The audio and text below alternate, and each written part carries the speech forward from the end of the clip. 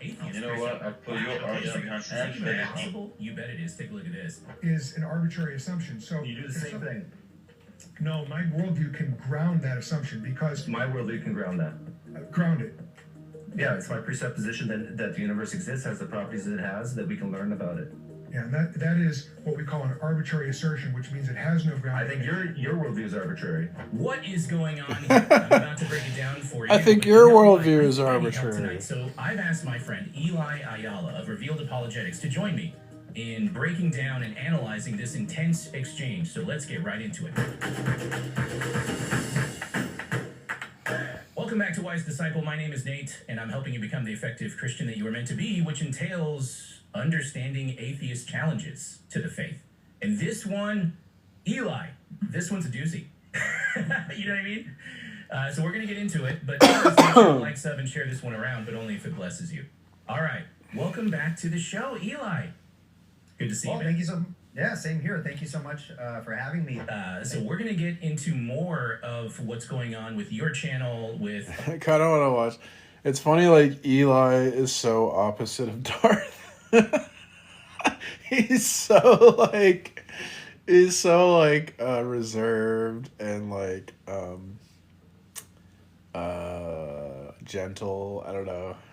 Apologia Studios. But actually what happened was, I think it was a couple days ago, I saw you break down this debate on your channel, and I was like, oh man, I gotta talk. He's like extremely charitable, where Darth will call it like he sees it. Eli will come up with ad hoc rescues to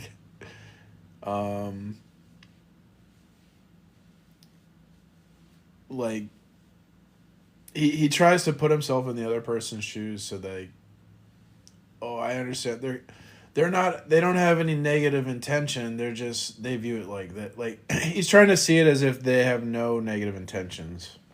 Eli, we gotta sit together, we gotta wrestle with this one. So let's get right into it. So let's talk about truth for a second. I'm holding a pen here, and I'm assuming I'm not doing any tricks. I'm not upside down or anything. Okay, wait. So I've What? ahead.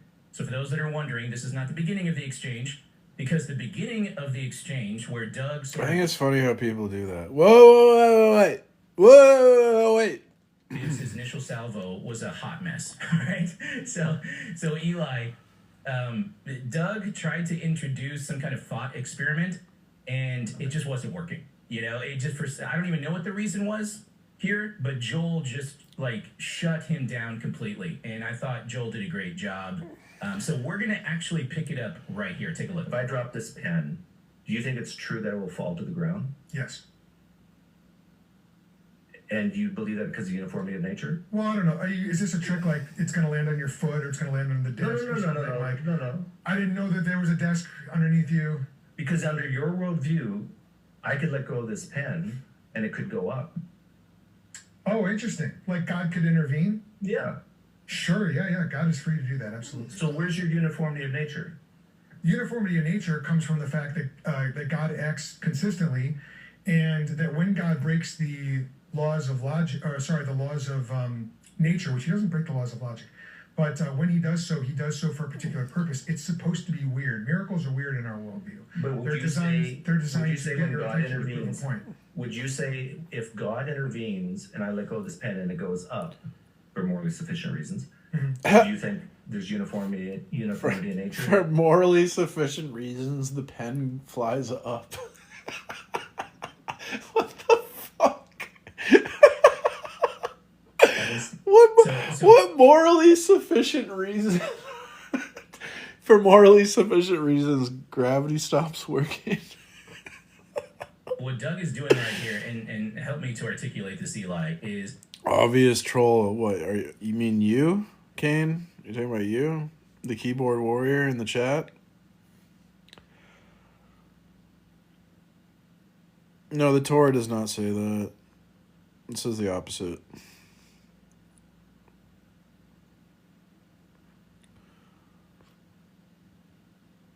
I talked to a Jewish guy yesterday. He couldn't even defend. He tried to say that the Bible says there's slavery. He failed, and he speaks Hebrew. Science is to confuse people, divide, and fill pockets of doctors. Oh, yeah, that's true. That's true. How is science theistic? It's built off empirical data. Because you need God to give you the ability to know the natural world. How you Study doing, the mate? natural world. Hey, Jack, what would you like to say? I just want to say, like, Jesus Christ is king. All right, thanks, man. Yeah. So what's the debate about? Oh, I thought that's all you wanted to say. Well, I looked at debate. I'm like a Christian, so I'm looking for ops. Leviticus 25. That's just describing like a socioeconomic institution of servanthood. What did I write on that?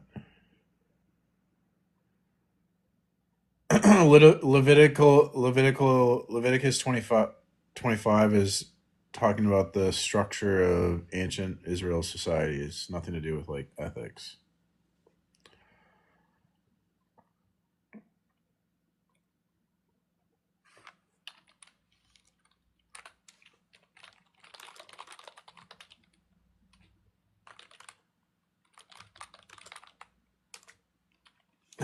He blocked me.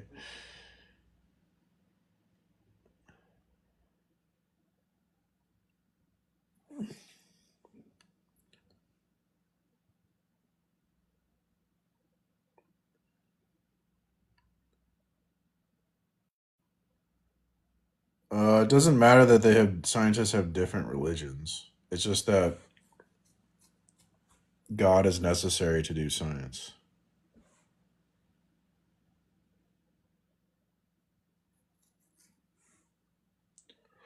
No, God is necessary to do science. Science doesn't make claims about God.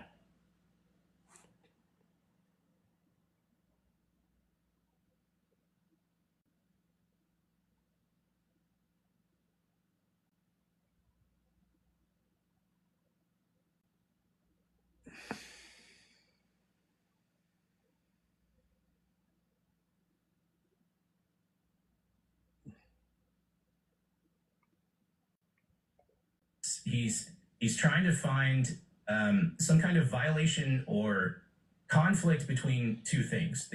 Yeah, if you want to debate, you can come on stage. Concept of the uniformity of nature, which is what Christians point to, in conversations like this. But actually, not just Christians, atheists do this, right? But you're not understanding, Rob. To do science, you have to live in the world created by God. In a world without God, science is impossible. So science is a theistic concept.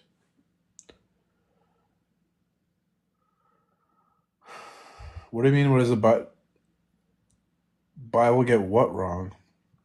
You couldn't have chattel slavery in ancient Israel because remember that the Israelites were slaves in Egypt and God freed them from slavery. Do you think it would make sense for God to free them from slavery and go, now that I have freed you from slavery, my people, I want you to enslave each other and enslave the nations around you? That doesn't make any sense, dude. Fucking atheist narrative, dude.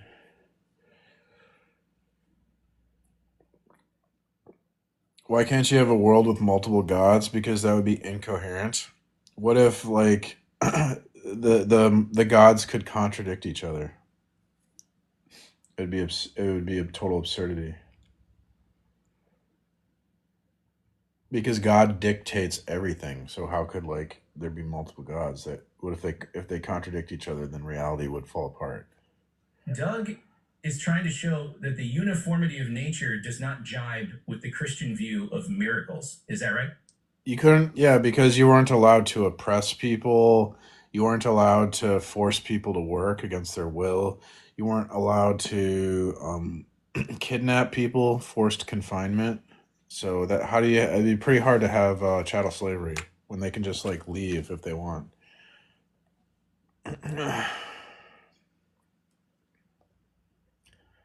Yeah, so when a presuppositionalist is typically interacting with an atheist, we will say things like, only within the Christian worldview can you account for uniformity, and this relates to kind of the principle of induction and the philosophical problem of induction.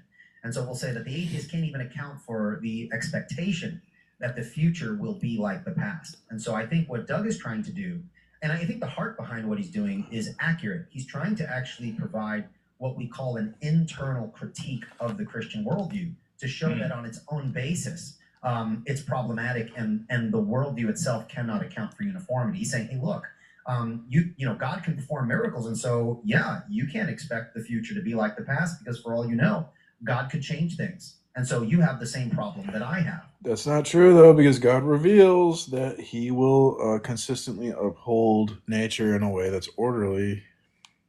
That's kind of the route that I think he's taking. The problem is, I don't think I think Joel gives a great response, and I don't think that he, the atheist lands the punch, so to speak. Well, let's see what Joel. Well, the response is like, the idea is that the future resembles the past, that there's some connections. It doesn't mean it has to be exactly the same. So yeah, there's irregularities and regularities. And so miracles would just fall into the irregular category. It's not really a problem. Yeah, uniformity in nature in the Christian worldview is the faithfulness of God expressed in the continuation of the laws of nature, which God could have created otherwise, but he does so, he intervenes in order to establish a point and or to authenticate a claim. I wouldn't call it slavery, Shaka Bra. I would call it the institution of servanthood. Institutional servanthood. Because it's voluntary, they're not held against their will. It's really, I think it's closer to social welfare. It's like a social welfare program. That's what I would call it. I would call it like, this is welfare basically for poor people. So do you think welfare is evil or something? No. It's not. There's nothing wrong. But slavery we think is evil. So I wouldn't call it slavery. Slavery is evil. Welfare is not evil. It's good. So we're talking about something here that's good. It's welfare. It's not evil. It's not slavery. Your issue as an atheist, Doug, real quick, your issue as an atheist is 1,000 times worse. It's actually infinitely worse, because given atheism, there is it's not just, hey, the laws of nature might at some point decide to change. There's literally no basis whatsoever for assuming that If you could stop nature, physics. Yeah. I think evolution is a scientific theory that is popular, but I don't believe it. And the idea that Joel is suggesting, that it is 1,000 times worse for the atheist, is not even a Christian criticism in its originality. I mean, this is an issue that is brought up by the great Scottish skeptic. Yeah, but a lot of scientific theories that we thought were true, we now know are not true. So just because something's a scientific theory, it doesn't obligate you to believe it. There's lots of scientific theories that we have right now that we're going to find out are false. And one of those could be evolution, right? So for all we know, in the future, no one will believe in evolution. David Hume, right? Right. What is the basis upon which we expect the future to be like the past? If you were to say, for example, and this is the problem of induction, right? If you're to say that the future is going to be like the past, because it's always been that way in the past. If you're to say that the future is going to be like the past, because it's always been that way in the past, Begging the question. that doesn't answer the question. The question is, how do you know that the future will be like the past? And the only way you have a basis for knowing that the future will very likely be like the past, you can't have a basis simply by appealing to the past. You're slipping in a presupposition, which interestingly enough is not known, if it is known at all. It is not known through observation.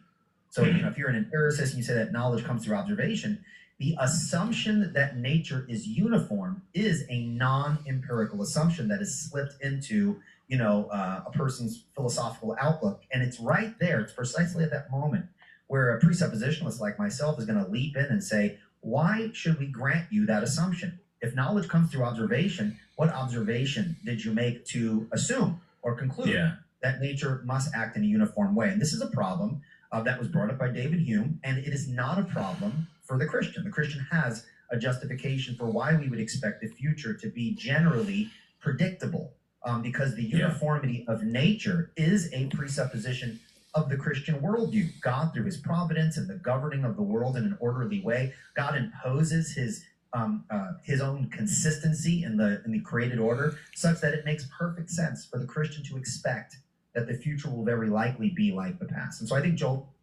Yeah, it just has to be generally predictable. So, because a miracle could happen or has happened in the past that we can't predict, it doesn't nullify the fact that the future is generally predictable based on the past. He gives a beautiful answer here, and he's correct. It's 100 times worse for the atheist because they don't have a justification for that key assumption. You know, I do not find it at all a coincidence for people who reject God to simply say, oh, well, that basis, that's a brute fact. I'll just start right here, Right. And this is how atheists are revealed to be presuppers of a certain kind, right? They argue for the uniformity of nature by pointing to the uniformity of nature, which is circular reasoning, is it not? Yes, and it's a vicious circularity. It does not actually answer anything. When you assert something as a brute fact too, Nate, a lot of people don't realize this. Brute facts are contingent facts, and they are facts that do not have an internal or external explanation for why the fact is what it is. And so, for example, if you assert something as just a brute given, then by definition, it's arbitrary because there's no explanation as to why the fact is what it is. So you either are stuck in arbitrariness by assuming that it's a brute fact, or you have to give some kind of explanation or justification as to why that fact is the way you say it is. Now, the atheist will tend to turn that around on the Christian and say, well, the Christian has the same problem because you guys believe that God always existed, and so God is a brute fact. And of course, that's actually false in the Christian perspective. God is not a brute fact. Remember, a brute fact is a fact that has neither an external explanation for its existence or an internal explanation for its existence. Now, it's true that the Christian God doesn't have an external explanation for his existence, right? Given the doctrine of divine aseity, this idea that God exists in such a way that he does not depend on anything external to himself. It's true, God doesn't have an external explanation, but God does have an internal explanation for his existence, and that internal explanation is that God exists out of a necessity of his nature.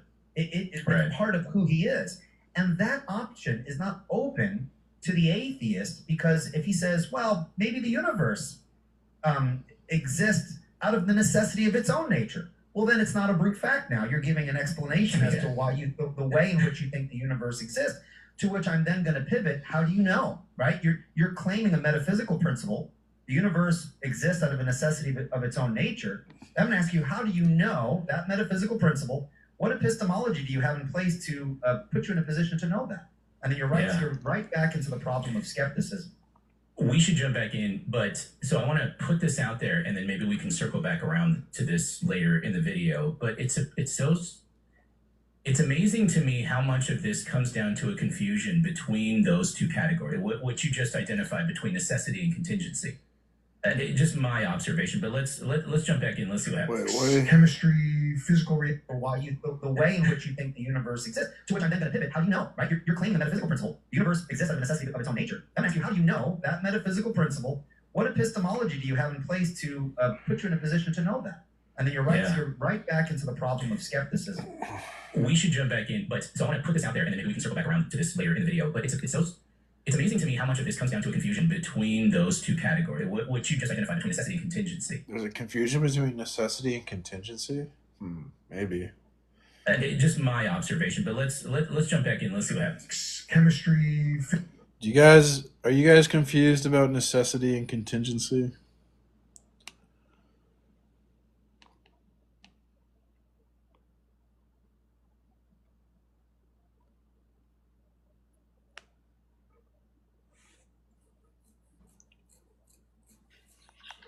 Welcome. All right, dude, hit me. Christianity is objectively proven. Yeah. Atheism is irrational. Yeah. No, just no, dude. Come on, man. What are you talking about? Well, we now know Christianity is true and atheism has always been irrational. How do we know? Right, number one, how do we know that? How do you know that? We prove it with a transcendental proof. What does that mean? Transcendental proof. So we say that God is like a foundation starting point belief, and transcendental proofs are what we use to prove the foundational beliefs that we have. So, like, How do you get from that to that? Like, that doesn't even make sense. First of all, what was the first thing you said? God is so God is the foundation. Like all of existence, the universe comes from God. So He's the okay. foundation. Whose foundation is that? Who's found everyone's foundation? No, Yeah, no, it's not everyone's foundation. of course it is. No, how? What from the Because He Bible? created the universe. So God would be a foundational belief. And it's a he, yeah. It's just a Yeah. person, it's a being. Yeah. Yeah. All right, dude. Can I ask you a few questions then? Uh-huh. Okay. First of all, are you afraid of death? No. Okay. Do you believe there's a heaven and a hell? Yeah. And why do you believe all this stuff? Because people told you? Because God told us. God came down and told you, yeah? Well, not me personally, but He told people. Yeah. He told people, right? He told people, and those people told you, right? Yeah. Yeah. All right. So I have a child, okay, and I give that child a comic book. That comic book is Superman issue 1, okay? And I say, okay, and I go to him and I say, this Superman issue 1, he started life, he protected us. This is we worship him once a week. We go to a building and worship the Superman issue 1. All of our friends come there as well, right? That kid's going to grow up and he's going to be just like you, but the only difference is he believes in Superman issue 1 and you believe in like Jesus. It's just the world's first superhero book. I have evidence for my beliefs and he doesn't, so that's not the same. What's your evidence for your beliefs? The transcendental proof, the eyewitness. Dude, that's not evidence. That doesn't even make sense. If I go in court and I say, "Oh, I have transcendental proof that this person murdered this person," because that's our initial thought. Okay, but then that's a fundamental misunderstanding. And first of all, you have to say schmurder.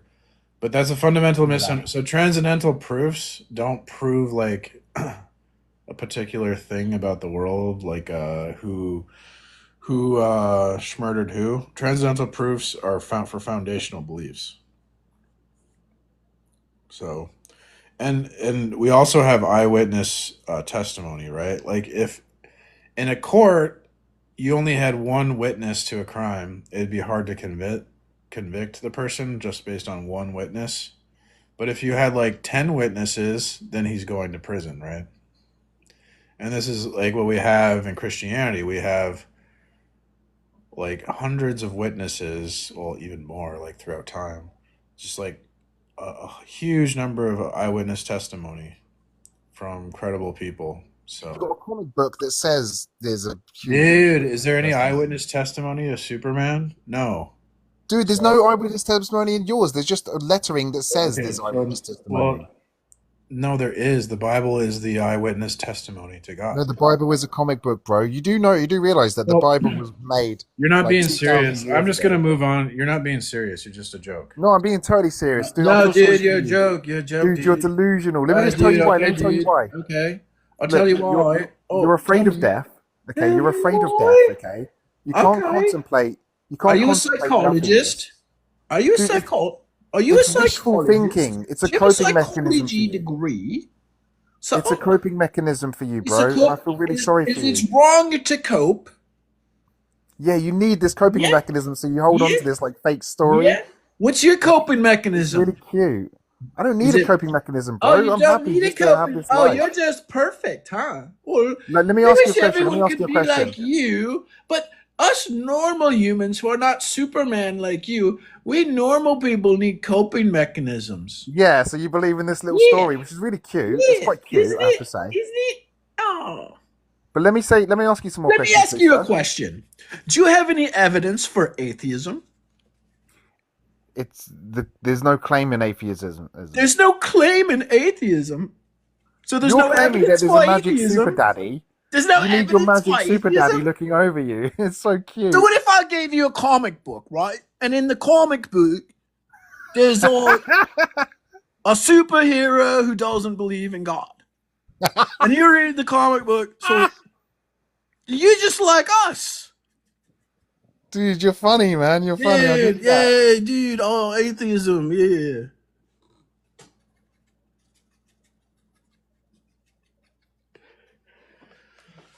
Oh my God. Brain rot. This is atheism. God, atheism is so stupid. Physical reality in any way, shape, or form is going to be the same from one moment to the next, or that our perception has any bearing in what's actually going on. But notice you didn't answer my question. What was your? Yeah, I think I did. Tell me how I did. If I drop this pen and it goes up, Yeah. has the uniformity of nature been broken? As a general principle, no. No. In this case, has it been broken? In that case, if God directly intervenes, then the law, the principle of uniformity in nature has not been broken. God has intervened in this instance, has it been broken if it goes up instead of down? Define the law of uniformity in nature from a Christian perspective. Maybe stop right there. Now Doug's going to say, well, that's what I'm trying to get from you. When in fact, I think Joel is correct in asking Doug for his understanding of the Christian conception of the uniformity of nature, because it looks like he's not understanding what Joel is saying, right? As a general principle. Misunderstanding, couldn't understand. Science are facts, buddy. Yeah, but facts aren't always true, because there's been a lot of facts in the past that we now know because of science are not actually facts. So there's probably facts today that we're going to figure out aren't facts. So why can't, like, evolution be one of those facts?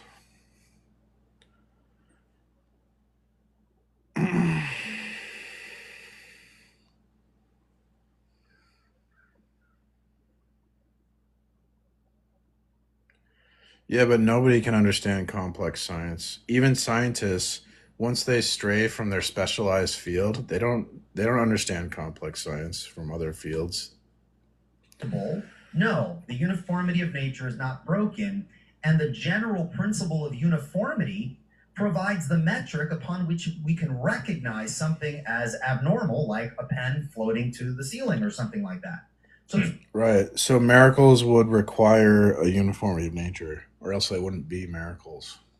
So it's not a principle of either it's broken or it's not broken, right? It's not like these laws are kind of these things where God kind of enters in and tinkers with the laws or anything like that. It's scientific theory isn't stated to be a fact. It would be a scientific fact. No, scientific theories would be synonymous with scientific fact. Regularity that God imposes upon creation that provides the context for a meaningful identification of a particular instance of miracle. And so I think he's coming at it from completely, he's coming at it from a misunderstanding, I think. As the conversation unfolds, I think this misunderstanding becomes more obvious. Well, that's what I'm asking. I don't know your perspective. That's why I'm asking it. Okay. If the uniformity of nature from my... Yeah, and if those conclusions are well supported by facts, then we call them scientific facts. Understanding is that if I let go and it falls, I'm assuming that the next time I let go, it's going to fall. Yes. Yeah, but that's why are you assuming? What is the basis for that assumption? I mean, that should be the next question, right? And his answer is going to be, well, because every time I've dropped it in the past, it's always fallen. But that's not a basis to expect it will drop in the future unless you sneak in a non-observable presupposition, namely the presupposition that nature is uniform. And the question is, how do you know nature is uniform? How do you make sense out of uniformity within a non-God perspective? And I would say that they can't. And every time I hear people, or I read people in the comment section, but it's always functioned this way. I just point them to David Hume. David Hume points out that that's a bad answer, not me. right? Right. So I think it's important that people know a little bit about the history of philosophy before they kind of just make these blanket statements. Uniformity of nature. Yes. Now, if I let go and it goes up because God made it go up, Yes. in this instance, has the uniformity of nature been broken? So God transcends nature. So the general principle of uniformity of nature is Yes or no unbroken. question. Well, let's define uniformity of nature from a Christian perspective. Nature in general behaves uniformly unless God intervenes, and he is free to do so. So the answer is no. It's not uniform. nature is uniform because God keeps it uniform unless God intervenes in such a way as to... Right, unless God intervenes. Yes, So yes. you have the uniformity of nature until God intervenes. So what you've discovered is the principle that the Christian worldview allows for miracles. And so if God performs a miracle, the uniformity of nature is not absolute such that it limits God from interfering in nature. So it's not uniform. Nature is... Why is... Okay, he does. Uniform unless God performs a miracle. So it's sometimes mostly uniform, but sometimes not. Mostly uniform, but sometimes not. If God intervenes, if God intervenes, yes, that's correct. Yes. My question, Nate, is what It would be nice though if Wise Disciple, because he's got a big channel, he should shout out. He's using these people's content to make a video. He did link their video, but I mean, I think it'd be nice if he would just like be like, "Hey, everyone, sub to this channel." what is he trying to demonstrate then? I mean, I think Joel is correct. You've uncovered the idea that within the Christian worldview, God can do miracles. Yeah, surprise, right? This isn't a surprise. I don't see what the point of the line of questioning was. Let me run this by you and see what you think. There's another assumption underlying this conversation that I think should be identified at some point in the discussion. And it's probably something like Doug looks at nature and sees laws, which, I mean, that is actually how we tend to speak about nature, right? The laws of nature, the laws of physics. But the mistake I think Doug is making is in thinking that what we are observing with our eyes is some kind of inviolable law. And it's not. And see, that's the thing that probably could be highlighted in a conversation like this. The reason Doug sees some kind of tension or contradiction is because he sets up his premise already assuming that there is no God behind nature. Because well, Doug thinks that uniform means like the future is exactly like the past. That's not what it means.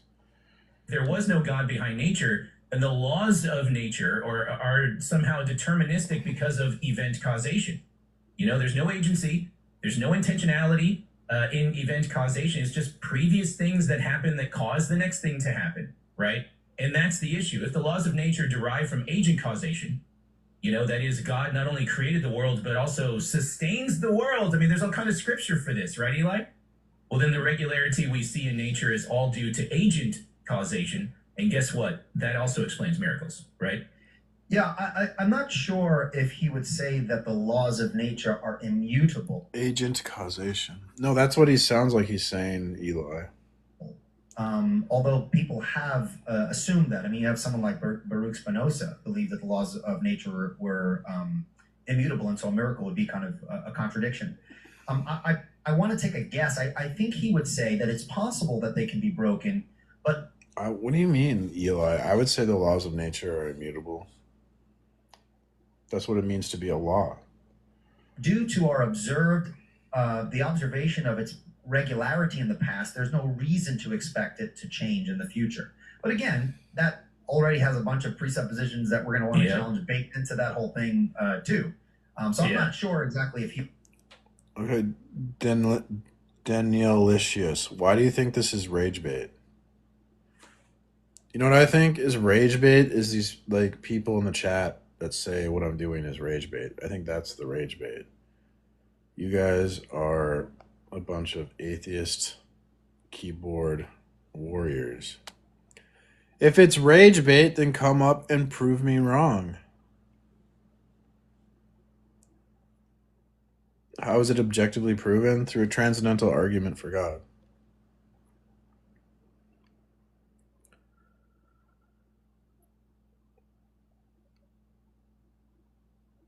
How is Christianity? It's the transcendental argument for God. That's not objective proof. It is objective proof.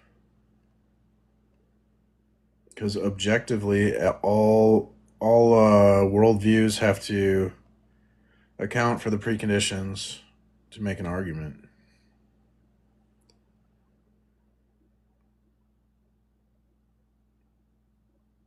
The criteria is, can your metaphysics explain how arguments are possible? That's the criteria. Because, so that would be objective, right? Because no matter who you are, it is objective because all people objectively have to explain the preconditions to make an argument. And if your metaphysics can't, arguments are impossible according to your metaphysics, then you can't argue. And so we say only the Christian metaphysic can make argumentation possible. Any other metaphysic, you can't even argue with anyone. So only, therefore, Christianity is true due to the impossibility of the contrary, because to argue against Christianity, you would have to assume Christianity, as Christianity is the precondition to make an argument. How do I explain other religions? They're false. There you go. The nature of philosophical argumentation is interpretive and subjective. Okay, can you prove that? Come up and prove that. Here, I'll invite you up. Oh, I can't invite him up. Can I? Or can I? Yeah, here, I invited you up. Yeah, come on and tell us all. Come on and prove everything you're saying here. I am. You're welcome to come up and prove your claims, but I think you're full of shit and you're scared. So maybe you should just sit in the chat like a little bitch.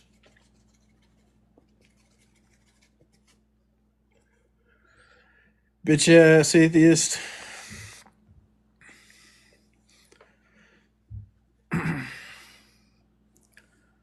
Christianity is based on faith, which means you can't 100% know it's the truth. It cannot be objective. I 100% know it's the truth. Just because something,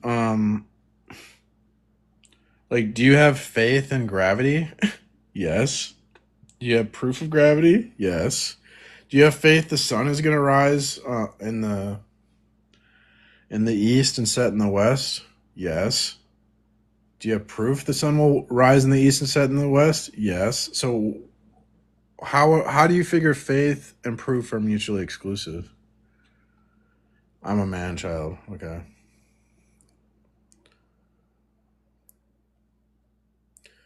You don't have faith in gravity, so you don't believe in gravity? I find that hard to believe. Bro, why did you... I already wrecked you. What are you doing? Yo, dude. Yeah. Okay. Do you have proof for atheism? Do I have proof for atheism? No, I don't. Who said I'm an atheist? I didn't say I'm an atheist. What are you? Pantheist. That's an atheist. No, it's not. A pantheist isn't an atheist. It's a theist. It is. No, pantheist is not a theist because you deny the creator-creature distinction. It's still a theist. It's not a theist. You don't even know what these words mean, dude. Dude, atheist. Atheist? No God. It means no creator-creature distinction. Dude, you're wrong. You're wrong. Baby. I'm not wrong. No, you're completely wrong. Stop requesting up. You're low information and you're boring.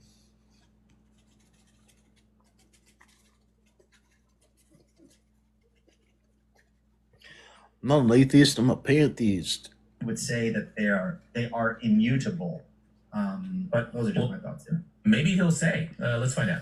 Do you believe in uniformity in nature? Yeah, I presuppose it. Okay. On what basis? I presuppose it. Why can't I debate? That guy can't debate. If he's a pantheist, he can't debate. How do you debate as a pantheist? Because there would be no distinctions between objects. Everything's the same. Presuppositions don't need a basis. So, on what basis? Did you hear that? Yes. Presuppositions don't need a basis. No. If you know... Well, then I can... What are we debating then? You know what a presupposition is without a basis? You know what that's called? Nate? What is that? Axiom. That's called arbitrariness, Or right? arbitrary. Which is actually one of the two intellectual sins that a person can commit when reasoning. The other one is inconsistency. So if those who watch this channel are interested in apologetics and things like this, you want to look for two things: inconsistency and arbitrariness, right? We don't allow inconsistencies, right? You can't let people argue and go around contradicting themselves. And you don't let people get away with just making unsubstantiated, foundationless assertions, right? Which is precisely what they, the skeptic often says what we're doing, right? But they want to sneak in their brute facts or their presupposition. I just presuppose it. Yeah, cool. Do you have a basis for that? Well, I don't need a basis. All right, cool. God exists. I don't need a basis, and I'm just as rationally justified as you. You see? Yeah, that's what I did the other day to this super genius debater. I was like, well, how do you have like logical consistency without universals? He tried to argue that there's no logical consistency. I go, oh, great, there's no logical consistency. Okay, so God exists because God exists. Thanks for coming to the debate. Now you undercut the very possibility of logical demonstration of any fact. Because if I can start from a foundation that has no justification, I can just assert it. Then we can just be arbitrary, and that undercuts one. When you say I'm not good at debate, what objective standard would you appeal to? Because I assume that's not your opinion, right? Because your opinion is arbitrary. So obviously, I'm gonna be charitable. So like, what objective standard are you appealing to when you say that I'm not good at debate? Love to hear that. Yeah, I'm asking, you made the claim that I'm not good, which would require an objective standard. So what would be your objective standard? That's not God.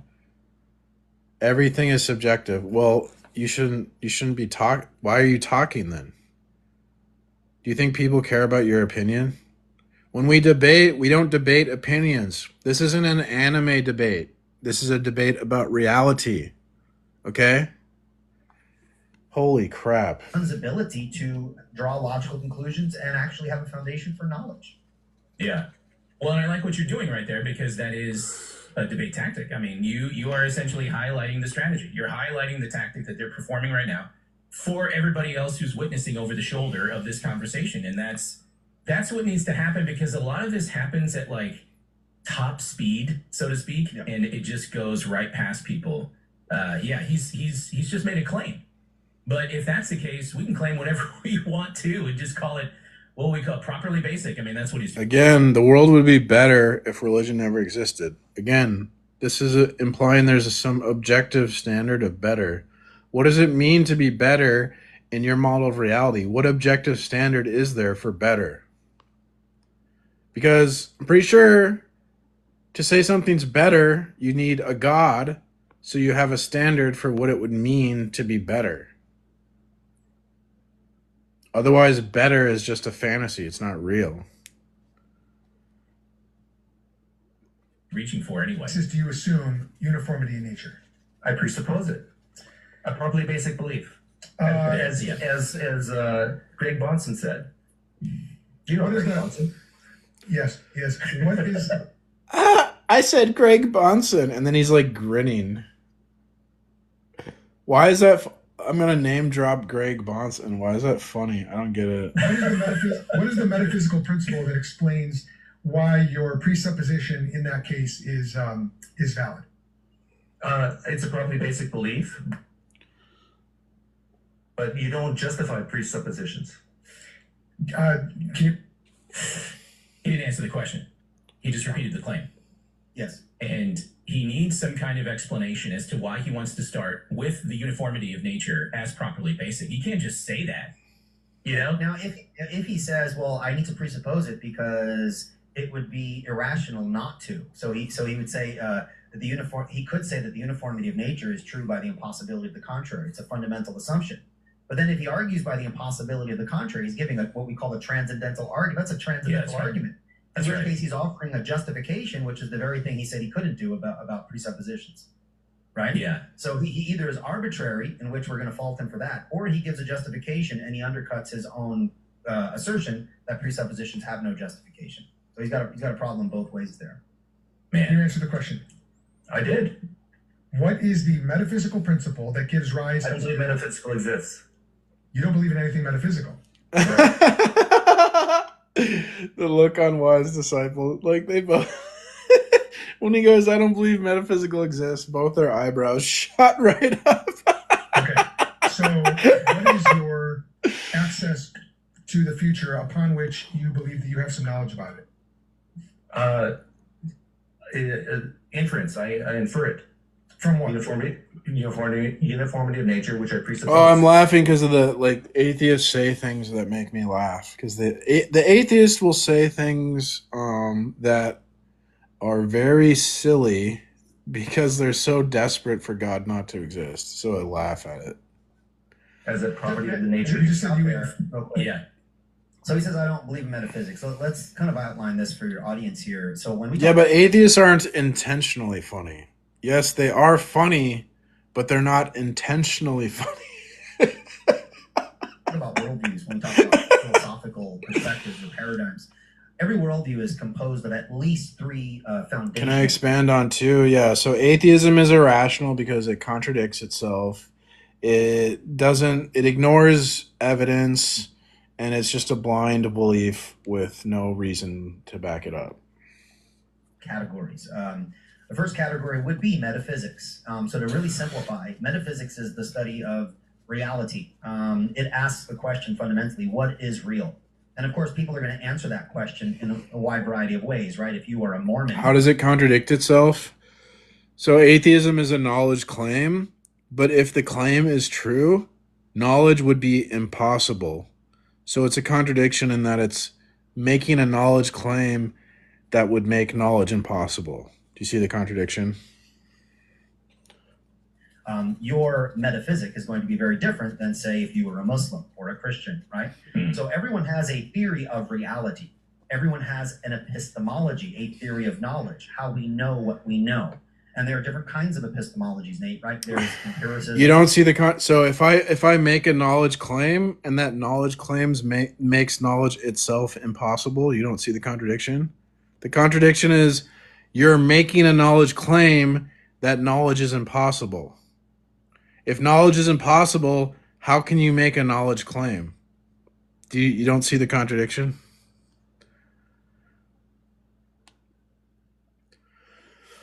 Yeah. Knowledge comes through sensation or observation and experience. That. Okay, but Abby, how is knowledge possible without God?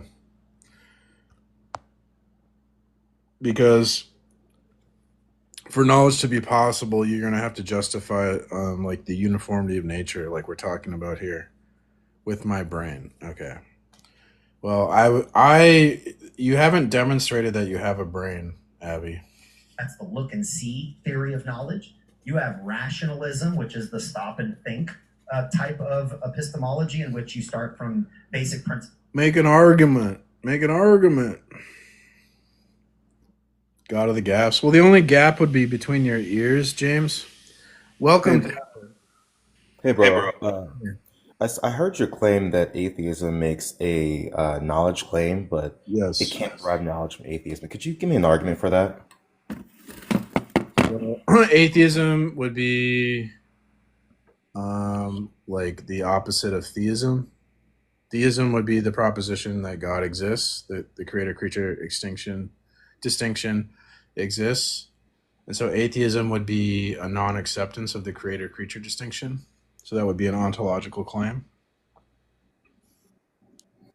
It's a claim about existence. Okay, I'm looking for like an actual argument to show that premise, conclusion. The conclusion shows that atheism cannot make any knowledge claims. I don't think. Okay, so yeah, like for knowledge to be possible, you'd have to like justify the uniformity of nature. And for knowledge to be possible, you have to justify. You want a formal argument?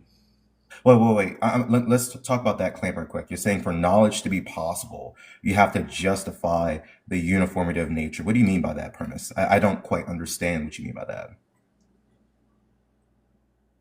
Well, so we use inductive reasoning to reach knowledge claims, and inductive reasoning presupposes uniformity of nature. And so, if uniformity of nature isn't justified, then inductive reasoning isn't justified, and if the inductive reasoning isn't justified, then knowledge is impossible.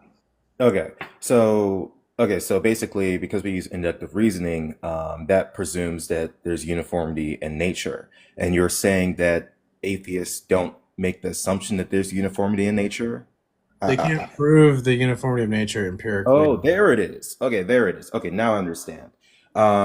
What do you mean that an atheist can't prove the uniformity of nature? Could you go more in detail? I mean, they couldn't empirically prove it because that would be begging the question, and they couldn't rationally prove it because it's not it's not necessary that the future resembles the past, or it's not logically necessary the future resembles the past. Okay, this is kind of like where this actually kind of helps my case for atheism, because, excuse me if you hear the pan, I'm making pancakes right now, because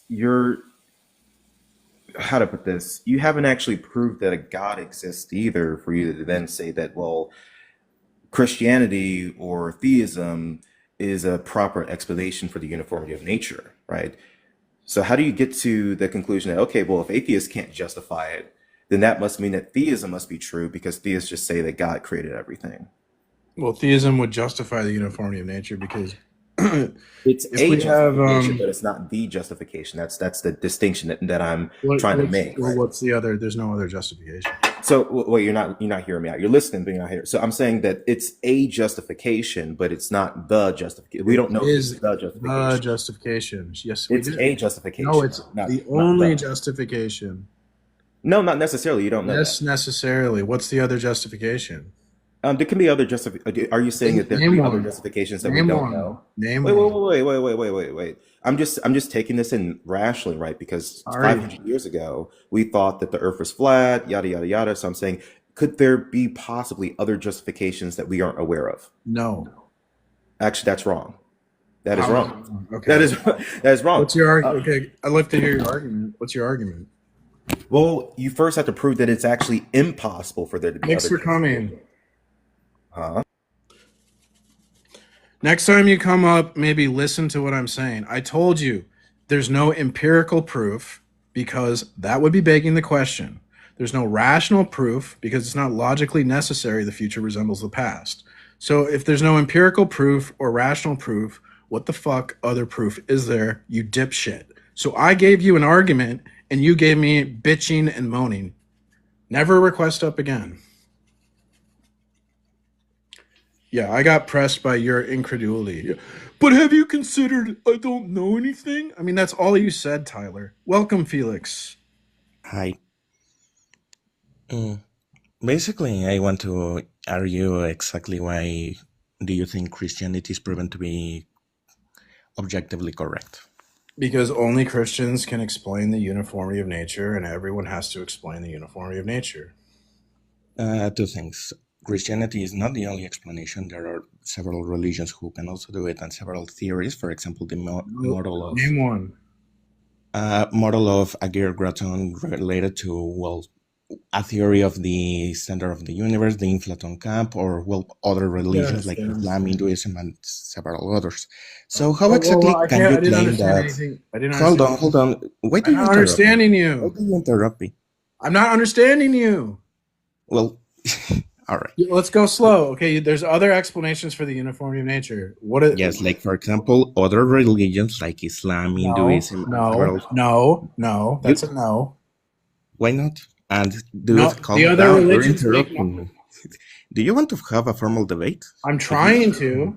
You're not trying. You're interrupting. So if you can't have a debate without interrupting others without a moderator, you're not qualified to. I'm interrupting with cause, dude. Stop being a baby. So I'm not being a baby. You are being a baby. Being angry, and now I'm not humming. Mommy.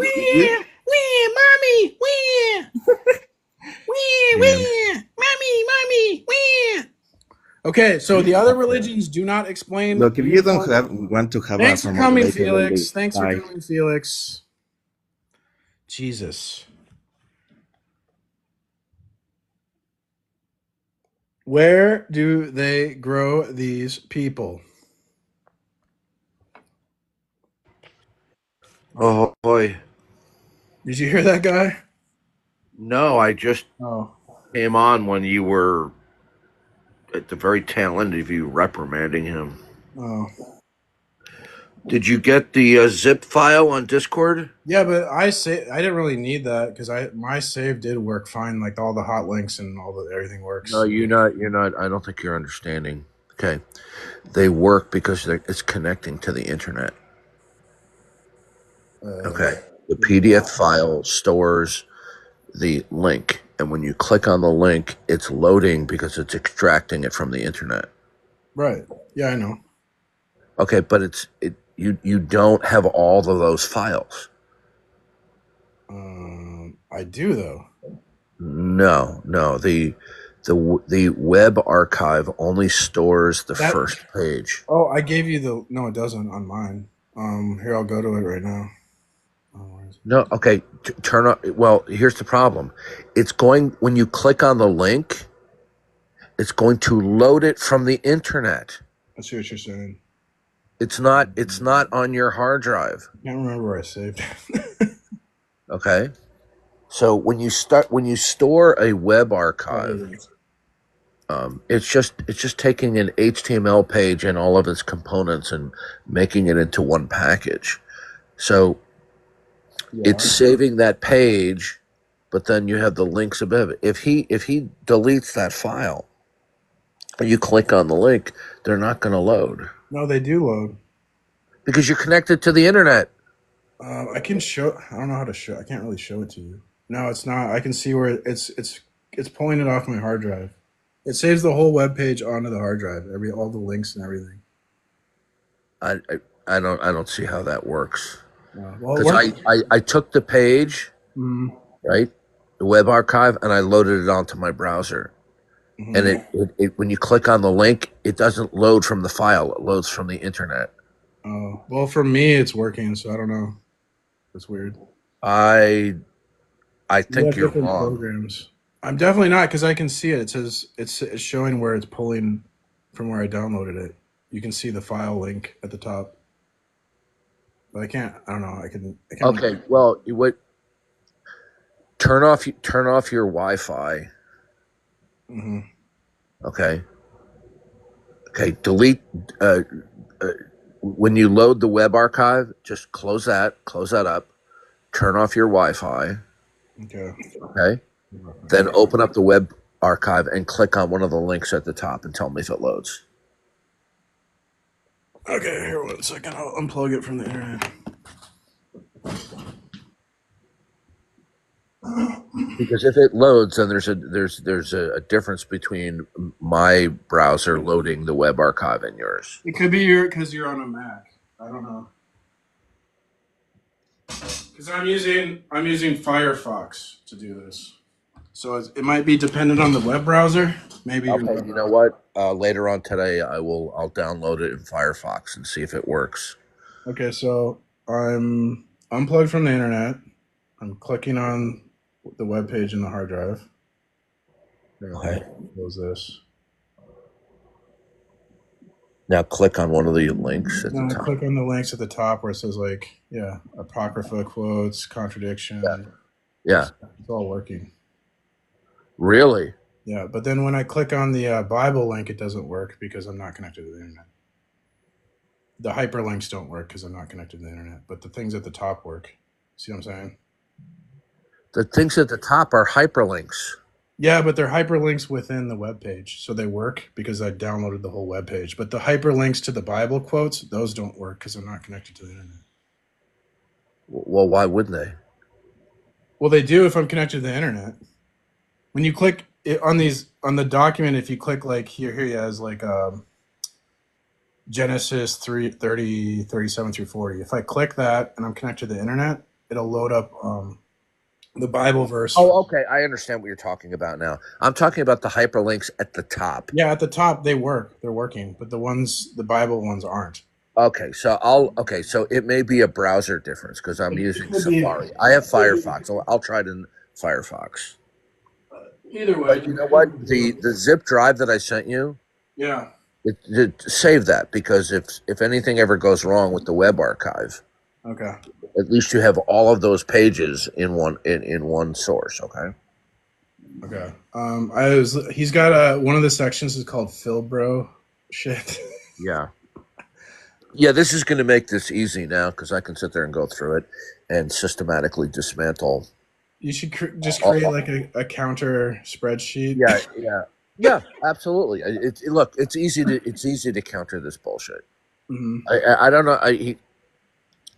He doesn't appear to be a stupid person, but this is the power of confirmation bias. Yeah. Where it drives somebody who's emotionally driven. They blind themselves to the solutions to these so-called problems. He has said some incredibly stupid things. One time he was saying how the Andromeda galaxy and the Milky Way galaxy are gonna like collide and there will be nothing left, and then where do the souls go? Wow. I clipped it, so you can go watch it. It's on my PMars, not this account, but my other. Yeah, he started talking about if God is outside of time, and he's going on and he's picking this up from the other Phil bros, and they don't understand. It's like, hey, dude, what are you defining as time? Okay, are you if you're and they have this notion without time, you can't have sequential thought. It's like, dude, are you this stupid? Why would God need sequential thought? Mm-hmm. It's just these people they're just so blinded by their confirmation bias. And this Philbro thing, so he's got, let's see here. He's got like counters to the teleological argument, the watchmaker argument, and then like Kalam argument. He doesn't have any counter to precept on him. He's so obsessed. Do you know how much time he spent? We're commanded to do apologetics, which is fine. But he's making a career off it. Why? I don't know. He's making money. Is he so filled with compassion that he feels sorry for people? It's just like, no. Look, these people are emotionally triggered. He's saving people from evil religion. Oh, yes. In a godless world where nothing matters. All right, I'm going to load my. I'm going to turn my mic off. I'm going to load it in the Firefox. See what happens. You'd have to save it in Firefox too.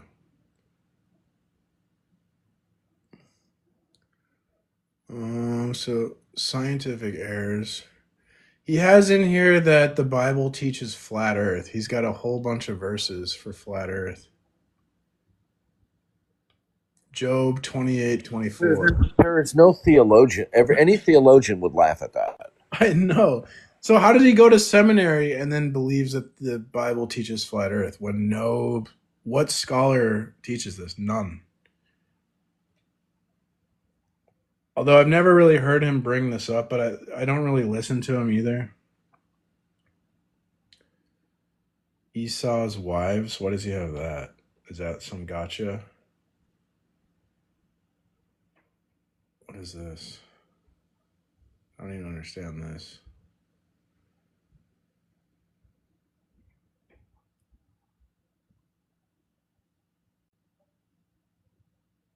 Acts of Andrew. What the hell's the Acts of Andrew?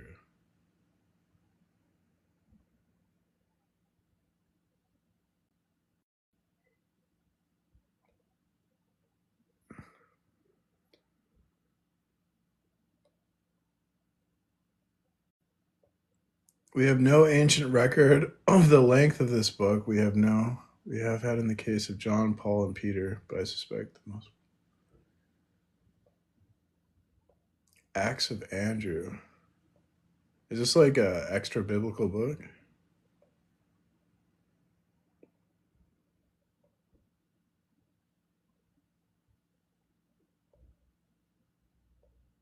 The Acts of Andrew and You saved it as a web archive. Does the document end in .html? I think so. Yeah, it says Firefox HTML document type. Let me see. .htm.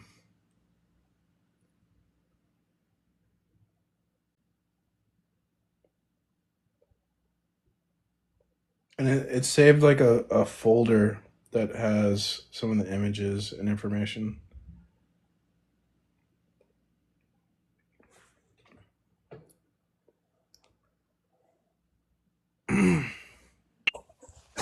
Welcome, Jonah. What's up, Precept? How's it going, brother? Going well. Are you my brother in Christ, or are you my brother in chemicals? Brother in Christ. Brother in Christ.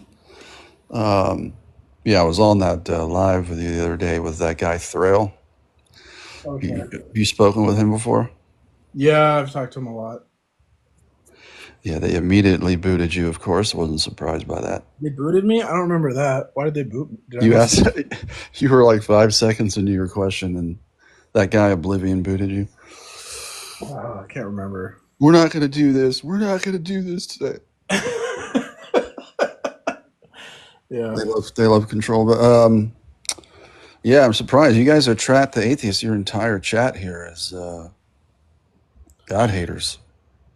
Yeah, that's kind of been like my strategy to get traction, is to get people to not like me, so they watch me because they don't like me. Well, I've heard you speak. I think you're pretty calm. I've never really heard you freak out on anybody. But then again, I'm not. I've freaked out. Oh, he freaks out on me with Dr. Eugene Koonin. Yeah, I freaked out on Darth a couple times. Yeah, well. And yesterday he had the nerve to criticize me that I've lost my cool 2 or 3 times. I mean, the criticism just doesn't end. Right. I have just constantly people like going, "You and Darth are mean." And well, as long as it's constructive, right, Darth? Constructive criticism. No. I think it is healthy to offend if someone's like really like self-righteous. It's like a good thing to kind of humble them. I'm just joking. I'm not the least. No. I could hear the sarcasm. It's like tough love, right? Like it's a good thing to be firm with people when people are misbehaving. It's Darth is actually doing them a favor because he's like helping them behave like better people in the world. Yeah. But yeah, I mean, everybody was on abortion here in the chat. That seems like that's a touchy subject for a lot. Yeah. Even over the first one, they were all talking about abortion. Yeah. Did you have anything you really wanted to like ask, or you just gonna come up? No, I'll let you guys get ops up here. I just was I just wanted to ask if you guys talked to that Thrail guy before. Oh yeah, I talked to him a little bit. I used to be in his Discord, and he banned me from the Discord, or something. One of his mods did, or something. Yeah, that guy and the young guy, Danny, who still lives at home with his parents. He lives with his parents? I thought he was like a teacher. Well, I don't know. Is he? Because I know he was. I'm pretty sure he says he's married.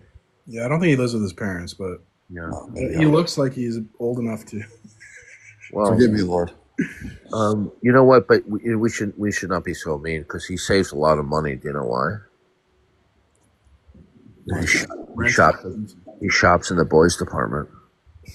Yeah, I did think he was 18 or 19, fresh into college. But all right, guys. God bless. Y'all have a good day. Thanks, man. Yeah, man. Jared is. Welcome. Hi, I just have a question. As Christians or Catholics or whatever you may be, do you guys think that, and maybe you don't want to talk politics, but do you guys think that Donald Trump is a good representation of a Christian man? Or no? Okay, and so do you guys support him in his like his policies or beliefs, I guess?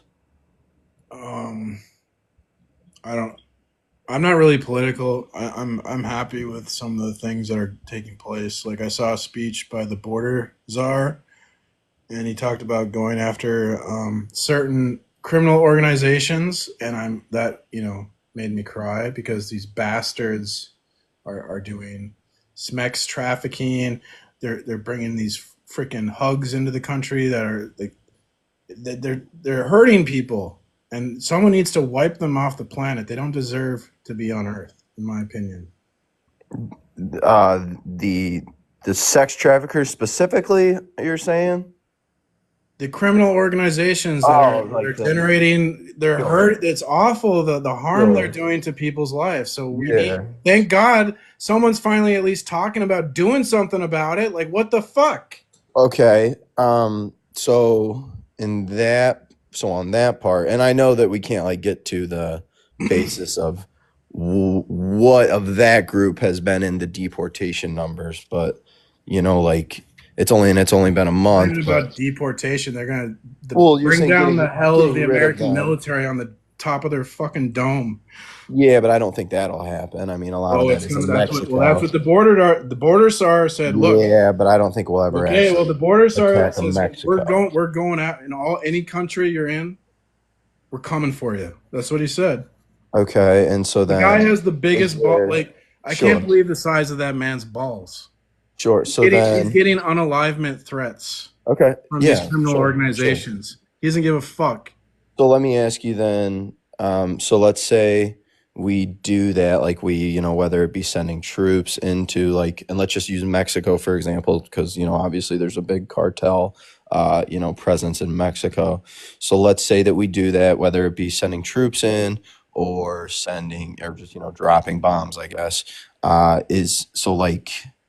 Is there a level for you of, our innocent, troop life or innocent lives of civilians in those areas that you're willing, to kind of sacrifice, I guess, in order to, kind of take a hit at those? What are you talking about? Children are being hurt. So no, I know. I'm not. You gotta stop this. I know. I'm not. Hey, I'm not. Hey, I'm not denying that at all. No, we need to protect people.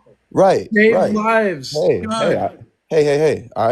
I totally agree with you. I'm not. Okay. So why are you arguing with me? I'm not. I was asking you a question, and you didn't let me finish, or you didn't understand. You're asking me what number am I willing to sacrifice? Like I don't care, dude. We need to protect the country. That's it. At any cost, we protect people. We save lives. And so that's what I'm asking. So you're getting emotional. I'm just asking that then because there's no way to get rid of these people without also sacrificing innocent lives in the process. So I'm just asking you, is there a limit to that? No. Okay. All right. Okay. Well, that's an answer. All right. Yes. Yeah. Okay. All right. I'm gonna leave because you sound like a psychopath. Yeah. You sound like a little baby. I sound like a baby? Oh my God. Christian people are the fucking worst. Holy shit. Jared, how old are you? I'm 26. Okay, well, you're an absolute embarrassment. It's one thing to disagree with P. Mars, but under no stretch of the imagination does he sound like a psychopath. By saying he's willing to sacrifice any number of innocent lives? He's talking about a military operation. Right, and my question... That's the job. Look, he's talking about what it's going to take, the need to get the job done, just like any other military action. That has, whether you agree with that, and with any military action, you always weigh. Dude, listen to me. You are an embarrassment of a human being. No, okay. Reason why? If you ever talk to me again, I'm going to kick you. He is embarrassing. This is you are embarrassing yourself because under no stretch of the imagination is P. Mars talking about sacrificing 1 million men to take out the cartels. Sure, that was my question, though. But even if it was, listen to me. It would be worth it. Stop. You're just digging a deeper hole for yourself in terms of being embarrassing. Sir, you just stopped talking, so then I took that as my chance to then. 26 listen, 26 years old going on 16. Bye, asshole. To me, it'd be worth it to lose 1 million men to stop these criminal organizations from hurting children, sex trafficking. Well, sir, look, that's not even in the question, okay? I realize that, but like it doesn't. Okay, we don't even have to. We really don't even have to risk one person. All we have to do is do some flyovers and just drop some bombs on these morons. Yeah. All right, we better stop talking about this. Yeah. Oh, by the way, okay, so I saved it as a web archive in Firefox, and it worked. Okay, there you go. I went back to Safari and I saved it as a web archive, and it worked. So I don't know what happened. Maybe the first time I saved it, it wasn't working properly or something like that. But now it is working. But I would keep the zip file because that has all the pages separately in case you ever need it. The file size is pretty small. Are you planning to like go through this and then challenge him? Oh yes. You are? Oh yes, I plan on going through a great deal of it. Oh my God, you gotta let me know when you do this because I got. Oh, I will. You gotta record that. You gotta record this guy picks on low hanging fruit.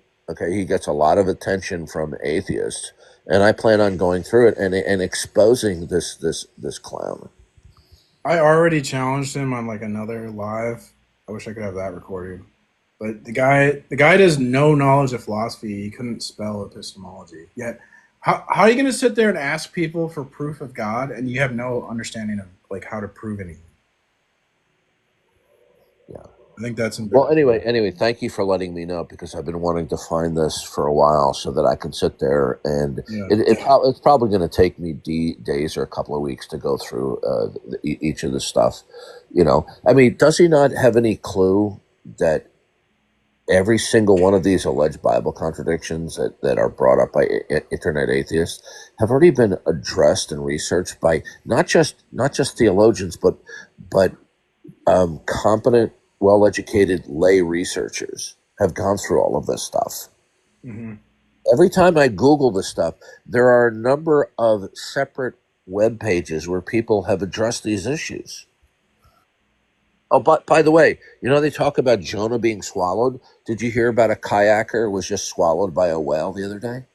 I've seen that happen in a video. I didn't hear about the recent one. Yeah, he got swallowed by a whale, and then the whale spit him back out again. Yeah, that's typically what they do. They just it didn't go in his. It wasn't just in his mouth. It went into. He swallowed him. Yeah, and he spit him up again. Yeah, you know, to how far he went down, who knows? But I think it was just in his mouth from the story I saw. Okay, well, maybe you might be correct on that. I remember him saying he thought like he was a goner. Well, either way, the thing is big enough to swallow him into his stomach. You know? Can it? I think there might be.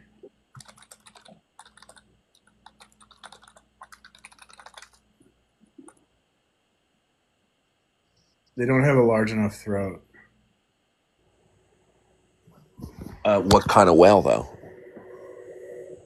That you mean that particular whale? What about a sperm whale?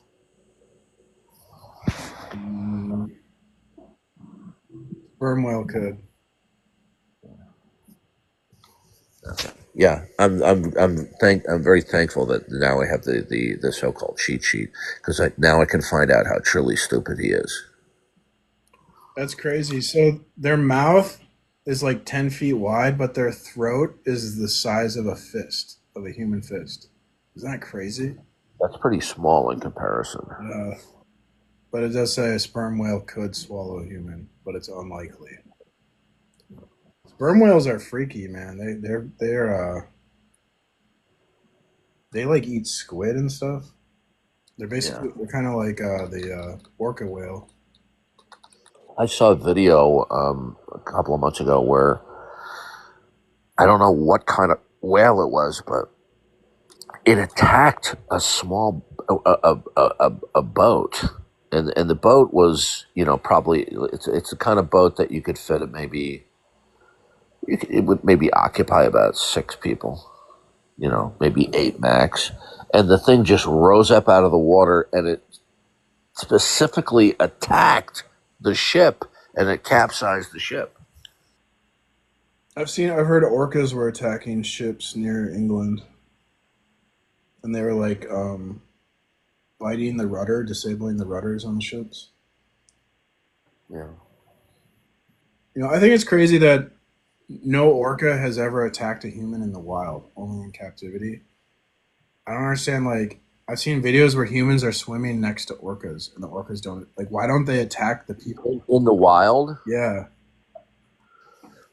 It may be because of their diet or something.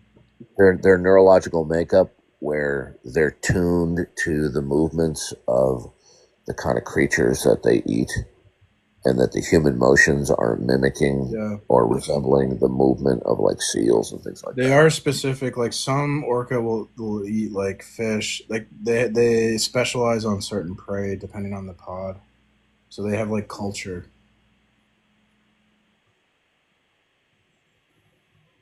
But it's just weird, like, because you'd think they're predators, they're apex predators, and we're there in their environment. Why don't they attack us like a shark would? Yeah.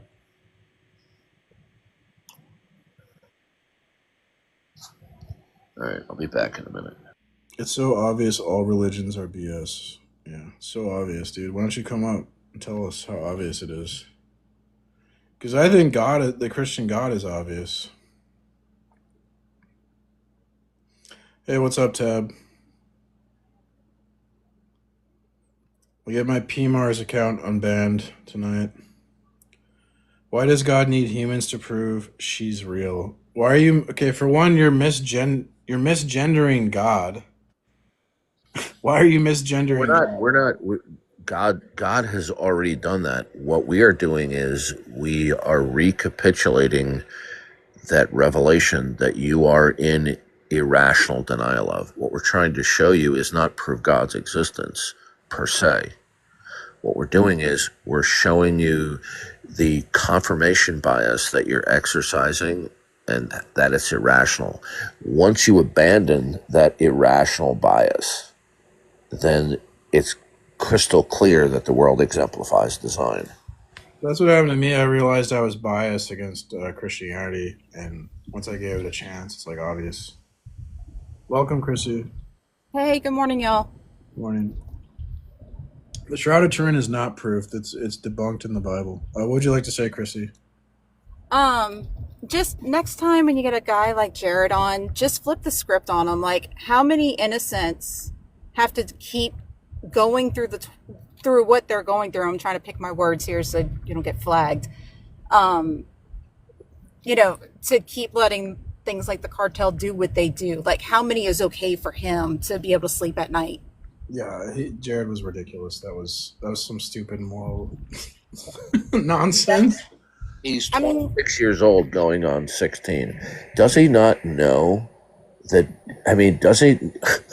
He's 26, right? He doesn't know that Donald Trump would not even blink at the idea of dropping some bombs on the cartel. I don't know. Look, in a matter of when he in his first term, when he got in the intelligence report that General Soleimani, who was one of the most murderous generals in the Iranian army, who killed hundreds of American soldiers, when they got an intelligence report that he was going to be on the tarmac, right? This wasn't even a CIA operation. The White House called in and said, we're going to take him out. Okay? In a very short period of time. So, of course, Donald Trump is not so stupid that he would just send a plane and bomb the cartels. He's going to wait for an appropriate situation, and then he's he can take these people out. They can't hide. We know where they are. We have satellites. No, that was he was definitely arguing from ignorance. Like, the level of intelligence and the planning and just setting up the right things. Like, my whole family is military. Like, it's not just you send in 50,000 soldiers and just lay waste. Like, that's not how this works. There's no need to. It's not how any of this works. You don't even. It's not even like you need to send in a SEAL team. No. With today's technology and everything that we have, like, it's quick, fast. They get in, they get out. Oh my gosh, they don't understand how easy it could be. The cartels should be shaking in their boots right now. And I don't know Trump's heart. He's certainly not perfect, but when I look at what he's doing, he brings the guy who's held hostage in Russia home to see his 95-year-old mother. He's doing everything he can to stop what's going on in Ukraine. We're not looking to Trump as being a bona fide Christian. No, but he seems like, I don't know if he does. I don't know his heart. Maybe he's fooling me, but from surface level, it looks like he actually cares about human life. And absolutely. That is huge for me as like a leader, because like I don't think any other leader I've seen has really given a shit if people live or die. When asked about the battle between the Russians and the Ukrainian, they asked him about. I forget what the question was that they asked him, and he responded contrary to the question. He goes, "Look," he goes, "I just want the dying to stop." Right. I do too. War is bad. We should avoid war. Biden didn't do anything to stop this war.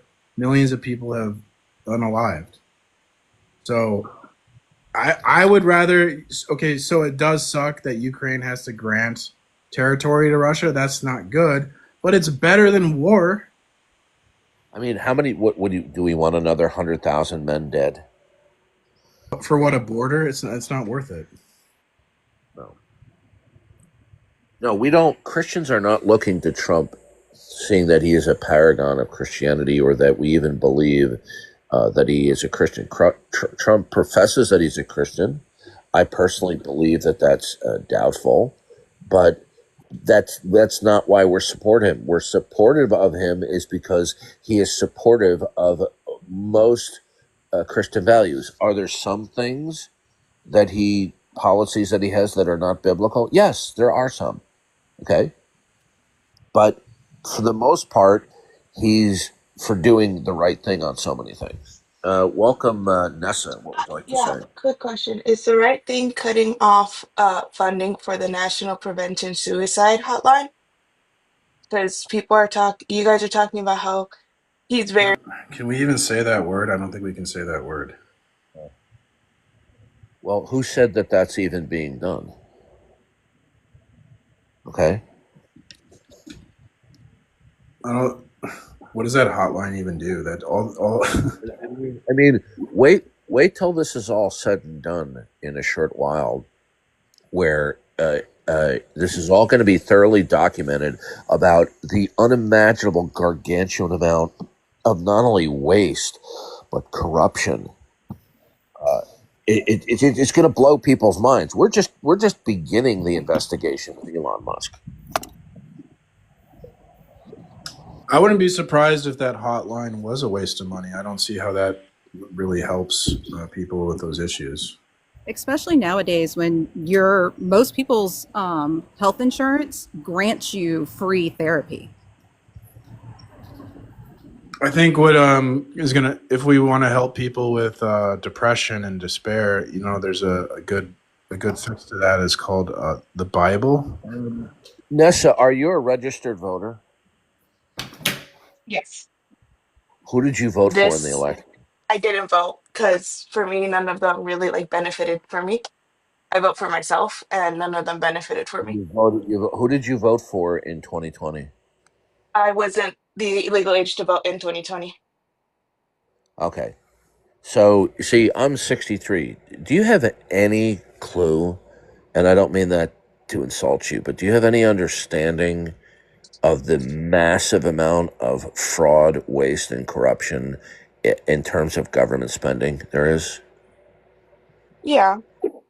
Okay, it is beyond even our imaginations. Okay, the Democratic Party in the United States is so freaking corrupt They don't. Do you understand that there's a number of these people within the party that are communists, and what they want to do is they want to run the United States government into such debt into the ground so that they can have a radical communist transformation. Well, Okay. they already are in debt, like, despite the party. I'm trying to explain to you that Trump has been a businessman his whole life, a real estate Exactly. developer. He's giving to the rich people everything. Okay. Listen, Like, he's looking at America as an listen to investment, me. like You something are to get rich completely. off. Well, listen to me.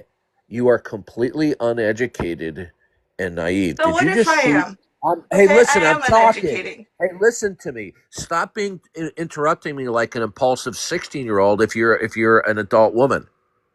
Now, did you just see where they just announced that they want to give 20% of the savings, about $5,000, back to every taxpayer as soon as possible? No, and I doubt that they'll do that. Okay, no, you know what? You are ignorant and you are completely Yeah, I am, uneducated. because Bye, I have bye, bye, bye, bye. bye. Yeah, we got another young 20-something who's completely ignorant. I bet you I could ask a whole dozens and dozens and dozens of pop culture questions, okay, about celebrities that she would know all the answers to. I bet you she couldn't even answer basic questions about the government. I watched these people Trump's been appointing are just knocking out. I watched RFK Jr. He did a great speech about health, and he was so, oh my God, it was such a good speech. He was so right. Well, he's a health nut, you know. Yeah, well, I don't mean that in a bad way. I am too. I think health is really important, and for years I've been like, they're putting crap in our food that's like awful. We have like the highest cancer rates of any country. So all I know is the great. appointments are great. Did you see how? I think I told you this, if I'm not mistaken, but let me know if I'm repeating myself. Dan Bongino just got picked to be the deputy director of the FBI. No, I'm not sure who that is. Okay, Dan Bongino is a former badass Secret Service agent, total Trump supporter, very conservative. Nice. All right. One of my best friends of 40 years lived in Florida, and he ran into Dan Bongino, who would go to the same gym. And he walks up, he goes, "Hey," he goes, "Are you Dan Bongino?" And Dan Bongino's a huge guy, he's really big. And he goes, "Are you a Republican?" So it's just Trump is just knocking it out of the park. It may turn out that the stolen election is a blessing in disguise, in that it's super motivated Trump's revenge. And I mean that in a good way. I don't mean that in a bad way. He was persecuted by the system, and now he's like, and now he's going. Daddy's home. Yeah, Daddy's. Yeah, right. Because you got to remember, the first term he was a good president, but he didn't. He what didn't do in the first term what he's doing now. Yeah. Well, he didn't have the popular vote. He didn't have the Senate and the Congress. Yeah. So the Borders, I can't remember his name. He gave a speech last night. Hold on a second. Hey, Flynn, come in and defend your claim that Dan Bongino is DEI. Come on in. If you don't, I'm gonna mute you anyway. Hey, Come real on quick. in. Come on in. Yeah, Just come on in. Just a brief read. The hotline is still there. What they did is they let go of a bunch of workers that were on probation to actually being hired. So it was probably just they didn't need more, and the hotline is just already being supported as needed.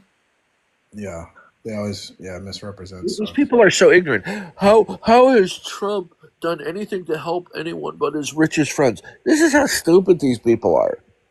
Trump is exposing to the American people the massive amount of waste and fraud and taking steps to fix it. Like the amount of hours that Elon is putting into this, like he doesn't have to work like this. He doesn't have to bend over backwards for the American people and try to find this waste or anything, but he is. Now, selecting Elon Musk to head up Doge was genius, absolutely genius. And Elon Musk is one of the richest people in the world. This is about making things right in this country. So the border czar starts his speech. This is the best way to start a speech. He goes, Are you talking about Tom? Yeah. I love Tom. I love him. I love him so much. He goes, if what I'm about to say offends any of you, I don't give a shit. That's the start of his speech. I was like, that's so perfect. Oh, he's so badass. He said stuff like, Trump calls him up and goes, so you've been bitching about the border for 4 years. You want to fix it? Oh yeah. Well, prior Democrat him. administrations have made public, like, oh, we got to secure the border. Oh, we got to eliminate corruption. It was all a dog and pony show in the past. He said he was Clinton doing it. We had, Obama doing a verbal dog and pony. Trump is actually taking action. Yeah, he said he's been waking up every day pissed off about what's going on the border, and that November 5th was like the happiest day of his life because like Trump. He's gonna be able to fix it, and he said Trump is the greatest. He worked for Reagan, and I think he said 4 other presidents. Yeah, and he said Trump's the best president he's ever worked for. Yeah, Trump is Trump does not have the polish of Ronald Reagan, but he is definitely going to supersede Ronald Reagan as a greater president.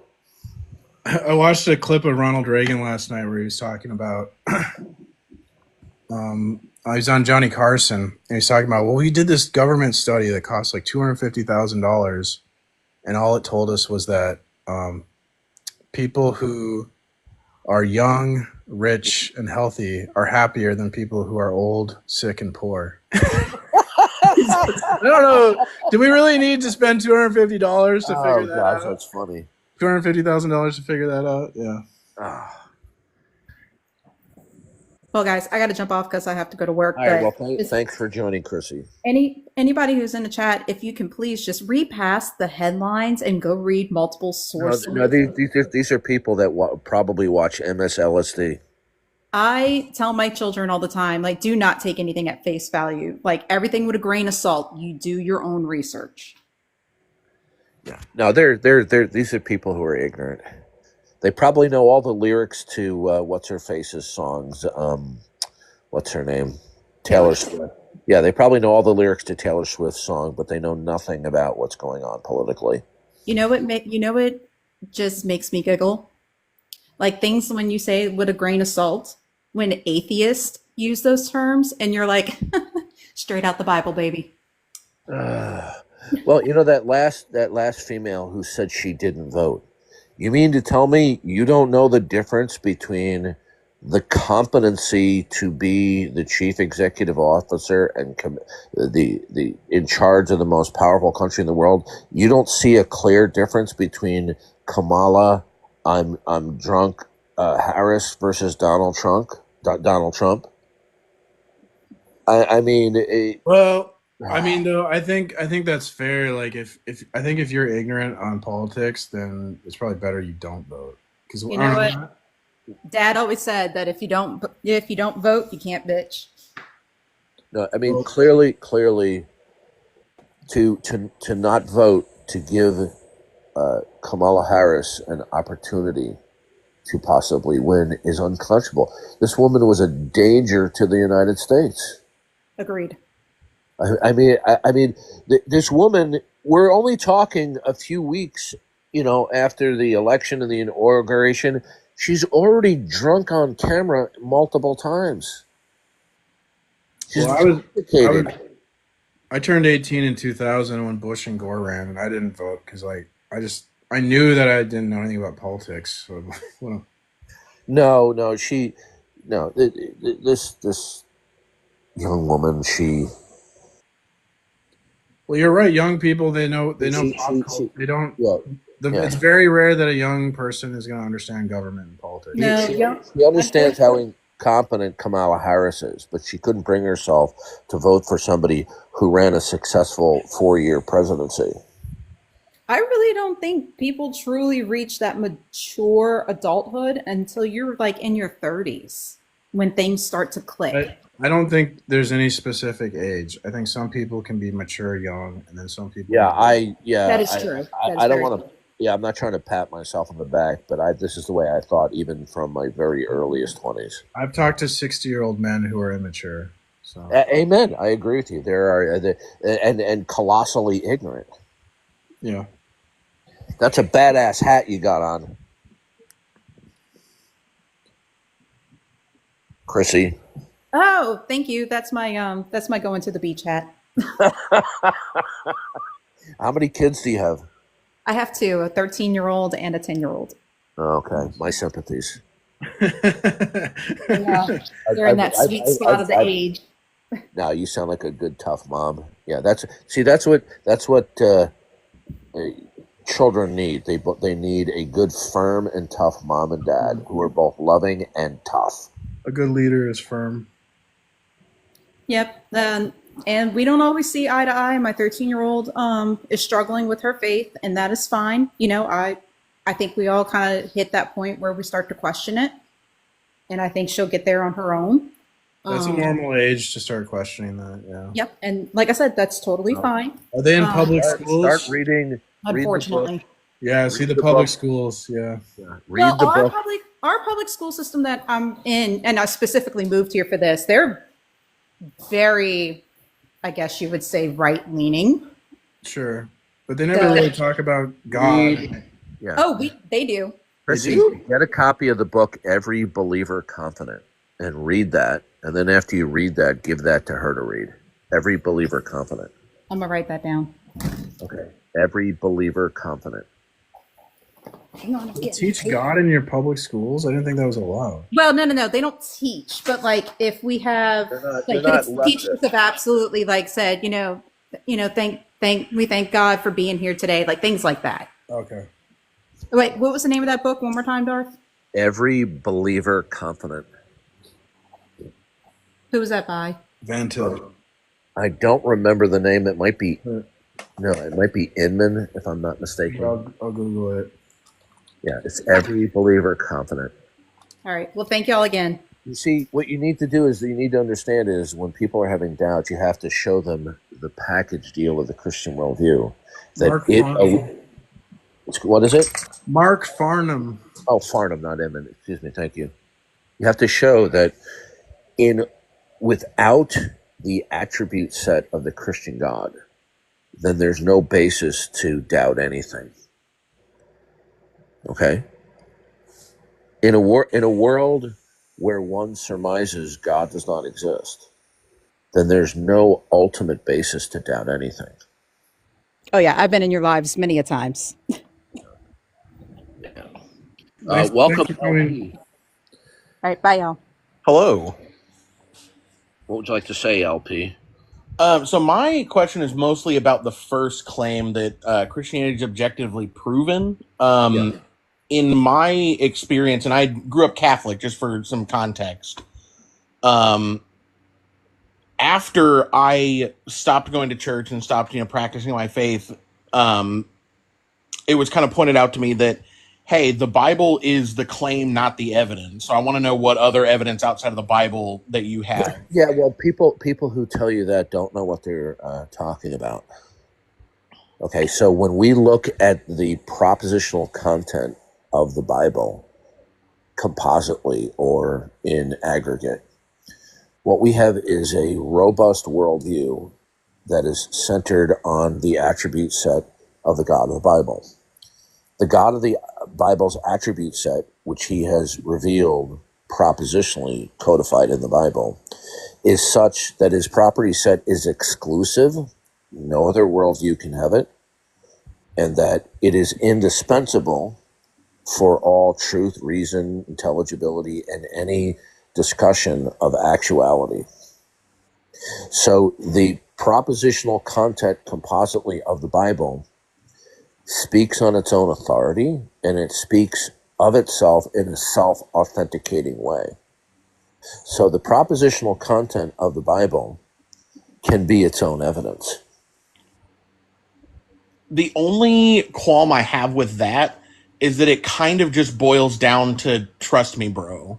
No. You know what I mean? Like any other book, you're going to be like, Obviously, okay, you where did weren't you get your listening to what sources? I Where'd you just get your said. information? You weren't obviously what I said to you went in one ear and out the other. I said, when we look at the propositional content codified in the Bible, and it's representing that it has revealed the attribute set of the God of the Bible, that the God of the Bible's attribute set are exclusive and indispensable. His attribute set is exclusive to him. No other worldview can have it, now or in the future. And it is indispensable for establishing the actuality of truth, reason, and intelligibility. So it is not a mere trust me, bro. Okay? Now, let me ask you this question. Do you believe that no proposition in the existence of all propositions, do you believe that no proposition can speak on its own authority and be self-authenticating?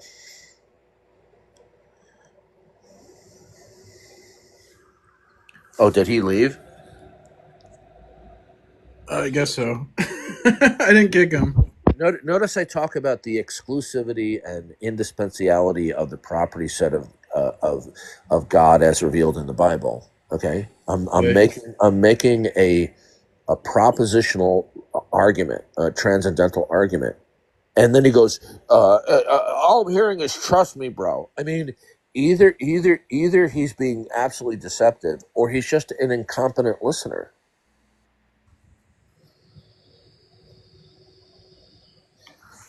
Well, when you say the Bible is just a claim, that statement, the Bible is just a claim, is just a claim. Well, I can play that game too. I would say when you say the Bible's a claim, you have to assume the claim to say it's a claim. User 61, all throughout the Bible, those who speak on behalf of God in the Old and New Testament would frequently mock those who glaringly and openly defy God. Jesus mocked and spoke insultively of the religious leaders.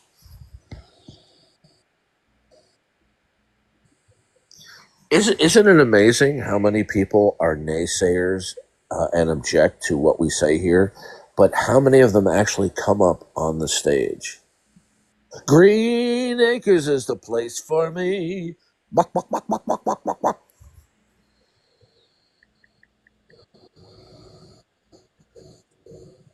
There, I got the picture for that.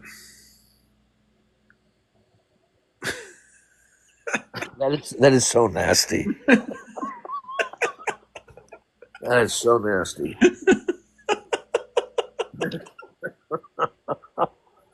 You put up the best memes. Yeah, a lot of them are Jim Bob makes good memes. I make some of them. But. Yeah. Well, it's too bad. I like Jim Bob's chutzpah. Yeah.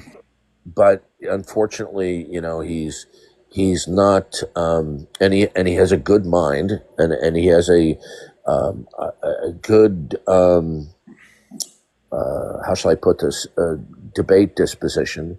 He just needs to rid himself of the Eastern Orthodoxy and then just start boning up on creationism and biblical presuppositional apologetics.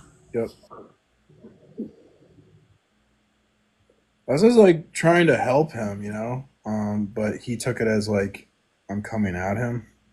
I'm not like trying to take his audience. Well, he shouldn't, because you don't. The only time you've been egregiously unfair is when you criticized me about Dr. Eugene Koonin. Right. Yeah. So. I was like, because his whole argument I saw versus Plant Peterson was evolution doesn't go through the scientific method, therefore it's not a scientific theory. That is terrible. Yeah, that's just look. I'm as adamantly opposed to the theory of evolution as any Christian, but to say that evolution is not a theory is ridiculous. So I felt weird arguing with him about this because, like, I'm not even an evolution proponent, but I'm defending the evolution side here because what you're saying is like not right. Like I want you to be better at defeating evolution. He gets a lot of views and stuff, so he could be like, you know, a good influencer or voice. Yeah.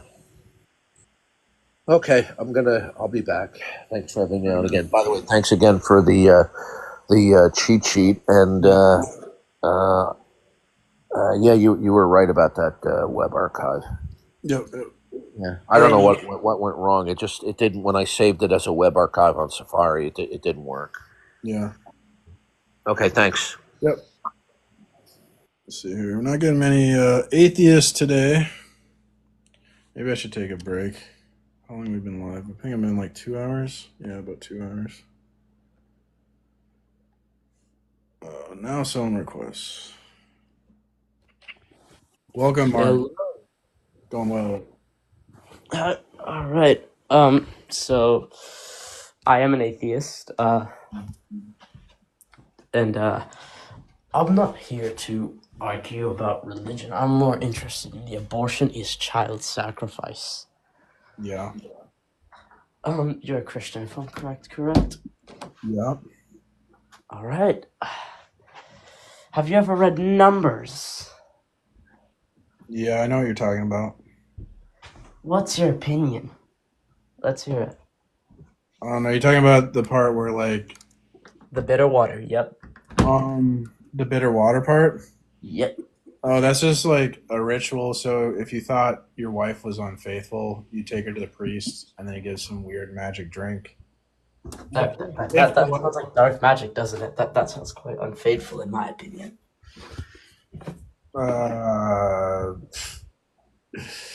So I'm glad you said that was your opinion. So if the woman's unfaithful, then she like can't bear children in the future or something like that. What does that have to do with abortion? That has nothing to do with abortion. Yeah, it is forced abortion. No, there's no abortion taking place. No, because if there was a child in per se place, it doesn't say that. It doesn't say that. Yes, but it was still an attempted forced abortion now, wasn't it? No, that's insane. No, it's legitimately what the book states.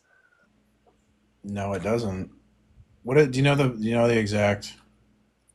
It says the womb shall be barren. Do you know the textbook definition for barren? Yeah, that's not an abortion. So like women who can't have children are called barren. That's not an abortion, that's different. Nope, it's the exact same thing. Can't change my mind. I can't change your mind. So you're just like enlighten me then. You're stubborn and you're low information. No. Please go for it. Enlighten me if you can. You just said you can change my mind. Go on then. Explain to me the difference between an abortion and what I didn't just say I can change your mind. I just said you're an arrogant, stubborn young man.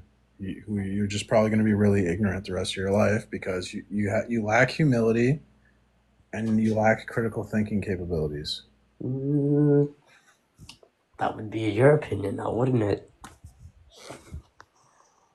You can't deny what your own book says, now can you? Now, sure, we can say that it's up for interpretation, however, because we don't know the direct meaning of everything. But what I can tell you is that what you just said isn't what I claim it to be, is incorrect. Because my interpretation cannot be infactual nor factual, because I'm not Jesus Christ. I'm not one of the apostles. I didn't study under him. I didn't write it. I didn't learn it my entire life. Old Testament. Christ. It's still what's in your religion now, isn't it? Is it not?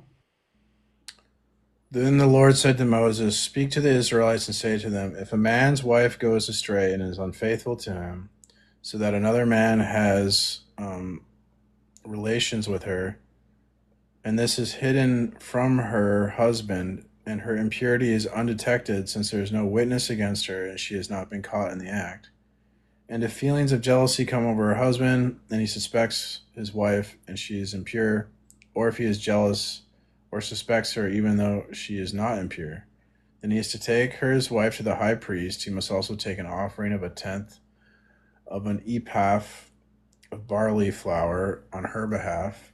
He must not pour olive oil on it or put incense on it, because it is a grain offering for jealousy, a reminder offering to draw attention to wrongdoing. The priest shall bring her and have her stand before the Lord. Then he shall take some holy water in a clay jar and put some dust from the tabernacle floor into the water. After the priest had the woman stand before the Lord, he shall loosen her hair and place in her hands the remainder offering, the grain offering for jealousy, while he himself holds the bitter water that brings a curse.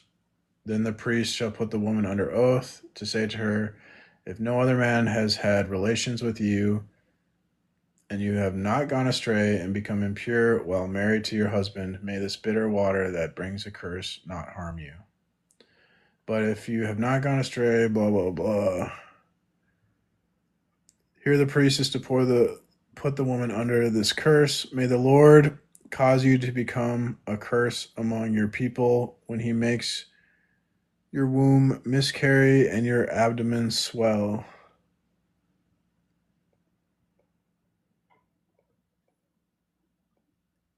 So miscarries. May this water bring a curse enter your body so that your abdomen swells and your womb miscarries.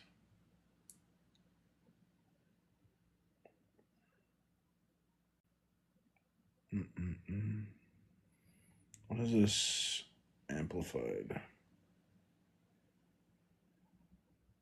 What does the American Standard Version say?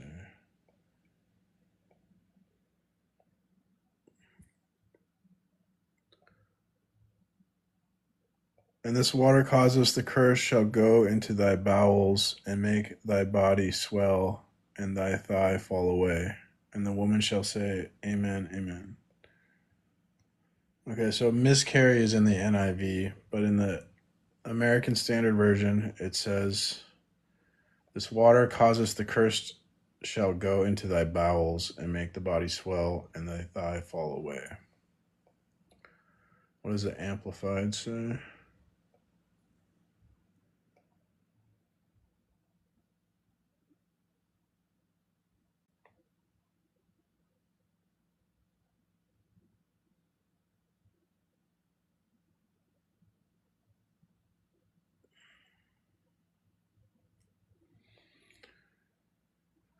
Cause her body to swell and her thigh to fall away.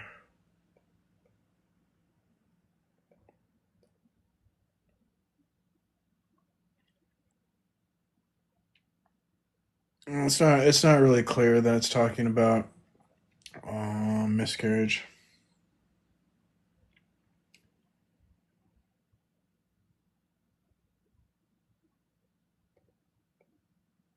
It's just not really clear.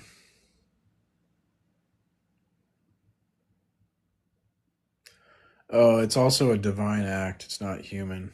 Oh, that's a good point. Yeah, so that would be an act of God. It's not a human performed abortion. True. I guess that's the correct answer.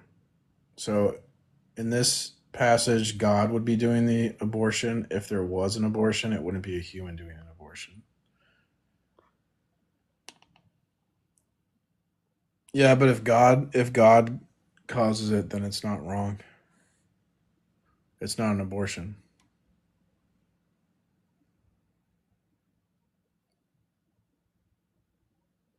I can barely read.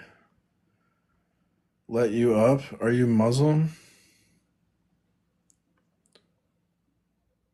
If you're Muslim, then you can't join, because I'm not allowed to talk to Muslims.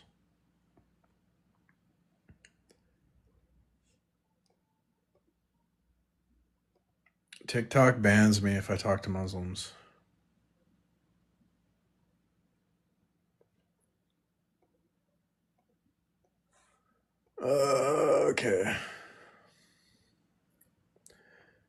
My task is on the one side to live out this unexpected and unsettling grace, which has broken former bonds and set me in a sphere in which, in spite of all the evidence, I have to believe that all ways are open so long as it is I myself who trace them. On the other side, my task is to know and understand and scrutinize all that Scripture has to say about this freedom, which is now mine. I have to believe, on the one side, that the work of Christ has been done for me alone, and for me primarily, in spite of all the evidence to the contrary, while on the other side I have to put the question of the certainty of faith in order to prove its authenticity. I have to believe both that the work of Christ is universal, that the world is subject to the Lord of its freedom, and I have to believe that this is meaningless if faith, the fragile faith of man, does not carry, incorporate, and affirm it.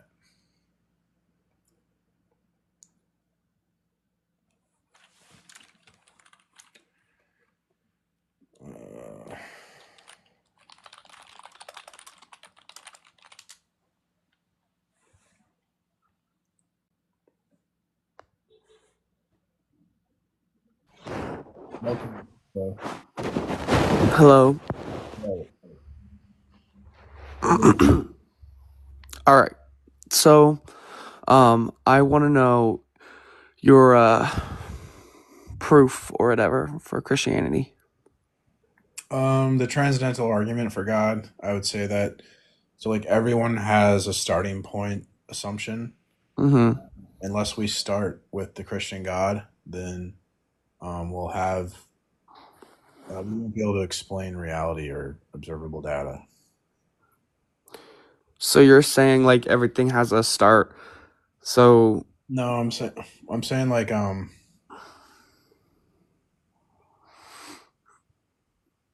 all humans have a starting point to describe reality. And so God is a necessary starting point to describe reality. Any other description of reality would be incoherent. how do you know God's needed to do that?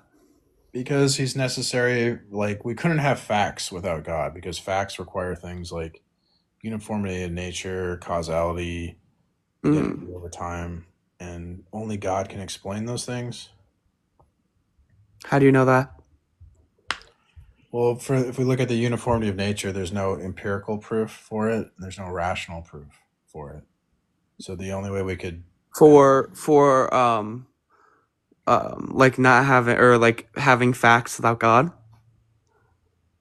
Well, facts would require uniformity of nature.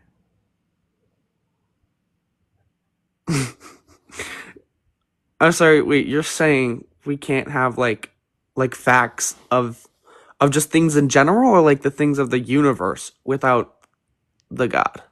All facts necessitate the Christian God, so any fact would be evidence, indirect evidence of the Christian God. You couldn't have a fact without the Christian God. What? You can't have facts without the Christian God, because facts, like to boil noodles, that fact requires a temperature to boil, or water to boil at 100 degrees Celsius.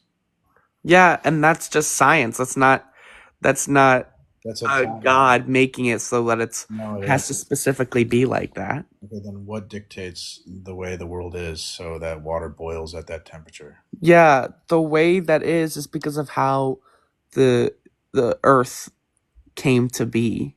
That's not like God didn't. No, there's an agent that designed that, right? We don't know that. Yes, we do. No, we don't. Yes, we What do. proof do you have that an agent designed the world to specifically be like that? We assume, like, let's assume there is no agent that causes there to be uniformity of nature. Well, now we don't have uniformity of nature. How would you explain the uniformity of nature if it's not an agent that causes it? Because that is how the world came to be. Okay, but that's losing the debate. That's being arbitrary. So you're losing the debate when you do that. What? What? In a debate, you can't be arbitrary and you can't be inconsistent in your reasoning. I'm not being inconsistent. I'm saying how the world came to be is how all the science clicks into place. Arbitrary. You're being that's losing the debate. Dude, what? You're losing. It's the same. It's the when you same make argument of saying like we don't know where the universe came from, so it has to be God. We don't know if it has to be Yes, a we creator. do. There's science behind Yes, all of we this stuff. do. No, we know there's a God. It's obvious. It is not obvious. It is obvious. You're just The suppressing choices, unrighteousness. the choices are literally just, oh, we don't know where it came from. There's probably scientific. That's losing the backing to it. debate. That's No, losing. it's not. Yes, it Having is. I don't know to the Look, question, dude, you versus are using. I'm inserting knowledge. Dude, you to even talk to me and argue, there has to be uniformity of nature. So what actualizes the uniformity of nature if it's not God? How can you prove that God is the reason the uniformity of nature is there? Because God told us in the Bible. And how can you prove the authenticity of the Bible? Because if you deny the Bible, now how do you explain uniformity of nature? Prove the authenticity of the Bible. You have to assume the Bible to talk because only the You Bible have to can assume this is explain true so the that your uniformity of nature. explanation can be true. So everyone has If you want to assumptions. use the Yes. Bible as proof, So everyone, you need to prove the authenticity of the Bible. You don't understand what's going on. No, you literally just You're not said understanding. your explanation is This is going over true your head. because if you assume the Bible is true. You have If you want your explanation to be objectively Excuse proven, me. you have to prove the authenticity of Excuse the me, Bible, I'm which is proving the it evidence by- textbook I'm you are proving it- using. I'm proving it by comparing my assumption to your assumption. I start with assuming the Christian God, and that leads to a coherent system where we have uniformity of nature. When you start with anything that's not the Christian God, you can't explain the uniformity of nature that you're using to talk to me right now. That's the proof. You have to assume my starting point to even talk. And that's the problem. We're presupposing something is real so that we can make your argument true. That's not how it works. Everyone assumes things to make arguments. Then the question is, who is assuming the correct things? Well, we know the Christian is because only the Christian assumptions can provide what's necessary to make an argument. Bro, that's not okay. That's not like objectively proven though. Of course it is. Yes, it is. If you are presupposing something, you can't say it's proven. Dude, you're presupposing something. I'm presupposing something. The question is, whose presuppositions are correct, right? And your presuppositions. My standpoint is we don't know why these things happen, and you're that's like, well, losing the Bible debate. says. Then you're losing. Now you're being No, arbitrary. it's not. Yes, it is. Saying You're not. I don't know. Yes, that's being arbitrary. That's losing the debate. In a Not debate, losing the debate. If in you a debate, don't you can't know be the- okay. If you don't know, like the beginning of the. I don't know what the fuck you're talking about, dude. Why can't I just be arbitrary? Well, okay, if we can be arbitrary, then I'll just say God exists. There, debate over, dumbass.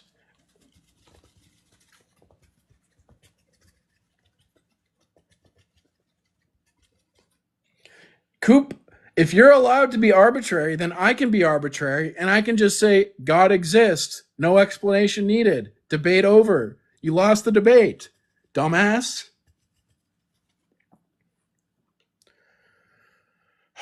I'm not talking about the beginning of the universe. I'm talking about uniformity of nature. When you talk, you're assuming the uniformity of nature. Okay?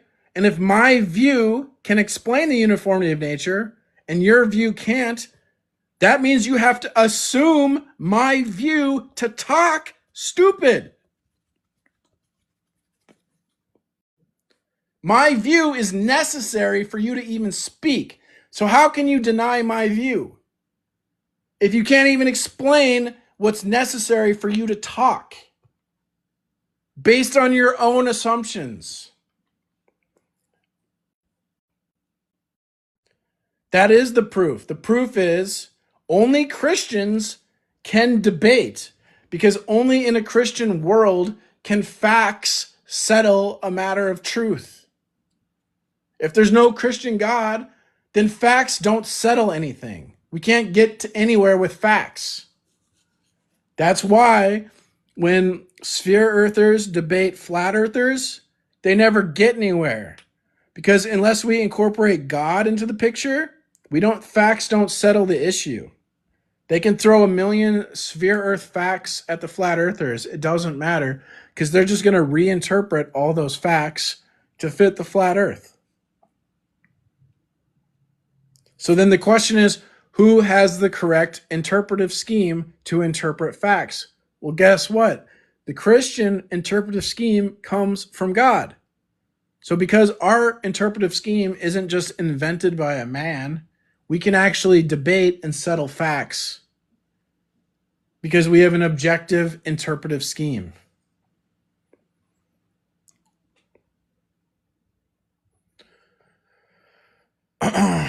Living out unexpected grace. So the first part describes the unexpected grace that comes from Christ. This grace breaks former bonds, meaning that it frees the person from past limitations or struggles, offering a fresh start.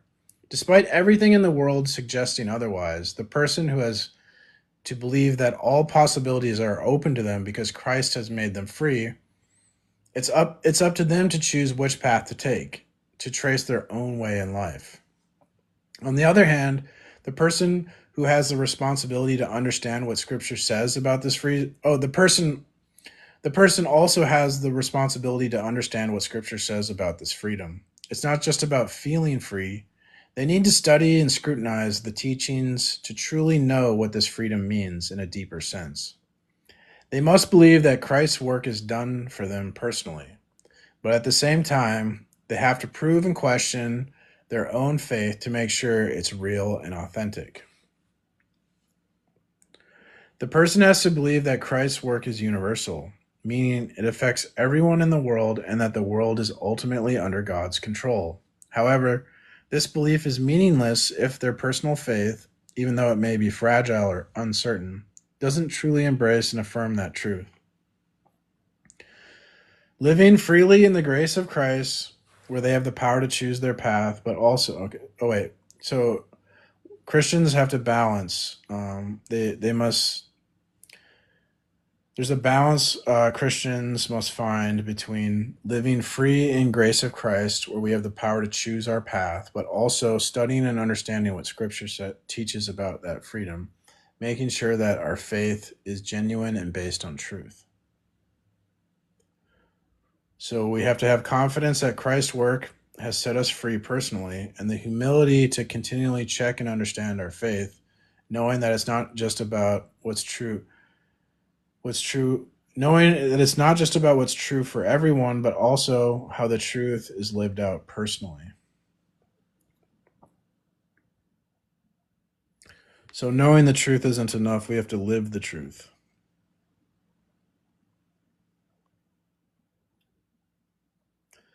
Literally using the Bible to prove his point, but can't prove the authenticity of the Bible. It's self-authenticating.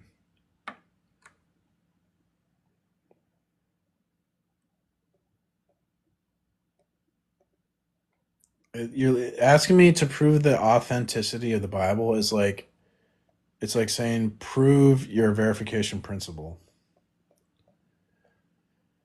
Jesus, infant, Savior, and already Lord of the world, adored by angels and kings, is still nourished and swaddled and carried by the hands of men without whom he could not have survived. This is why I prefer to speak of recognition rather than faith, to the degree that the former embraces the latter and presupposes my total participation in all dimensions, and with my activities, participations, choices, singularity, and similarity to others. What? I don't get it. What's the difference between recognition and faith? I don't get it. Recognize the truth or have faith in the truth?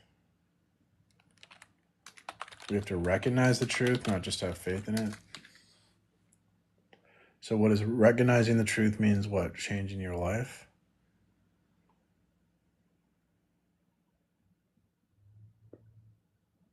The Bible has the backing of God, which is a higher authority than in a scientific institution. Yes, I do believe in angels.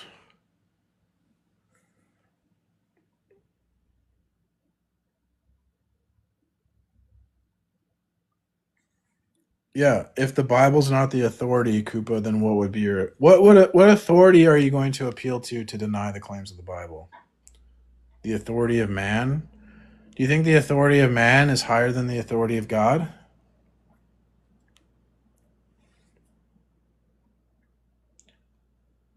It's not a historical document, it's the word of God. It's the eyewitness testimony to God's word.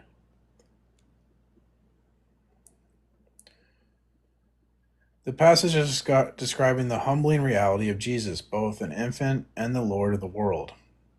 Jesus as an infant and Lord. So that even though Jesus is the Savior and the Lord of the world, as an infant, he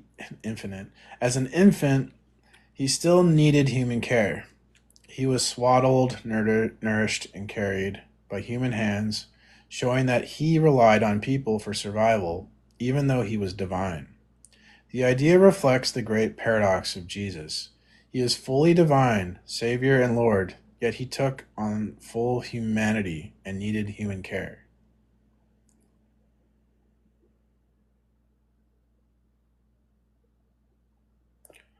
Yes, it's the self-authenticating word of God. So if God isn't self-authenticating, then what would be the self-authenticating starting point that's not God? Because you need a self-authenticating starting point in your system. So what would be the self-authenticating starting point that's not God so you could have a system of truth? I'd love to hear that.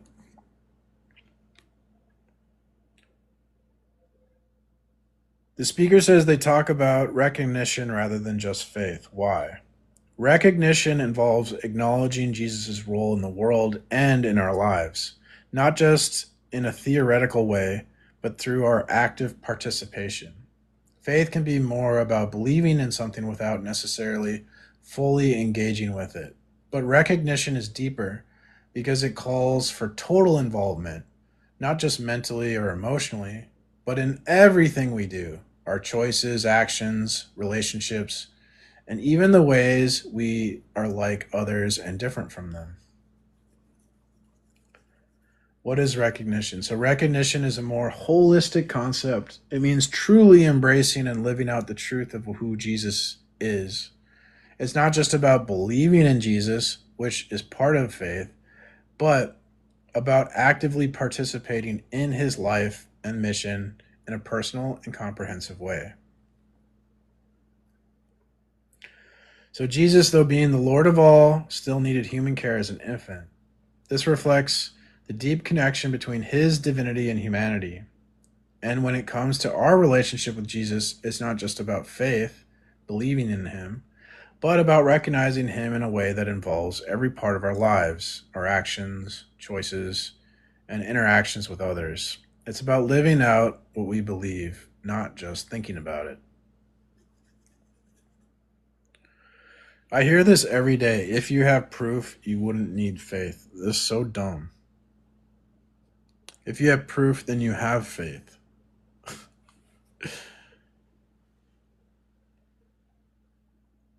Without proof, how do you have faith without proof? You can't. How can you have faith in something you have no proof? Where are you getting your confidence from?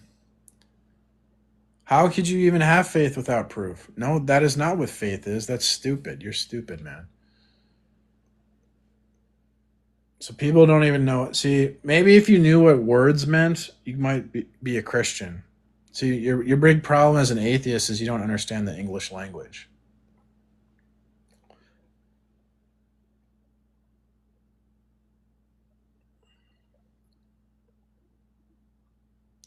Do you think faith and knowledge are the same? I do not think faith and knowledge are the same. I think faith is synonymous with confidence. And knowledge is a belief state.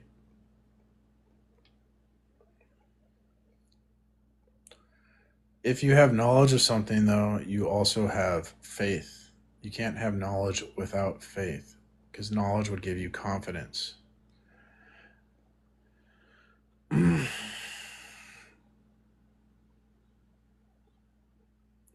precise question is that of knowing whether what we have described as freedom in Christ is fully received into our lives, whether it is a mere affair of doctrine, or whether we are to go forward in this newness of life.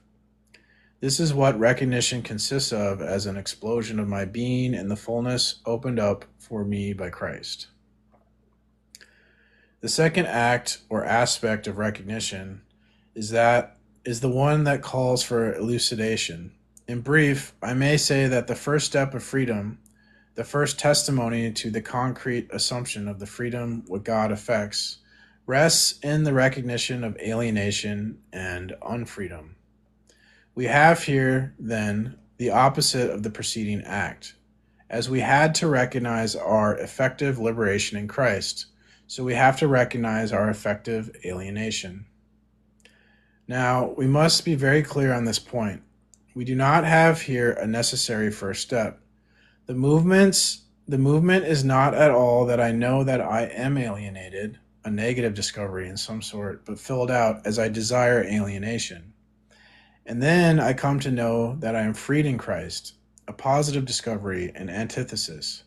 Recognizing that I am alienated can only come later as a result or implication. Any preliminary recognition of this kind is false, illusory, or partial.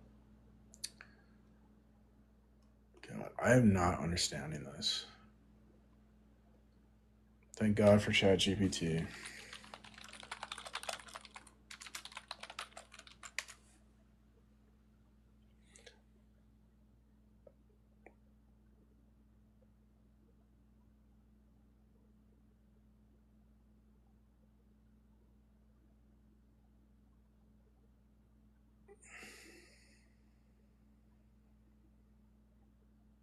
Proof renders confidence irrelevant.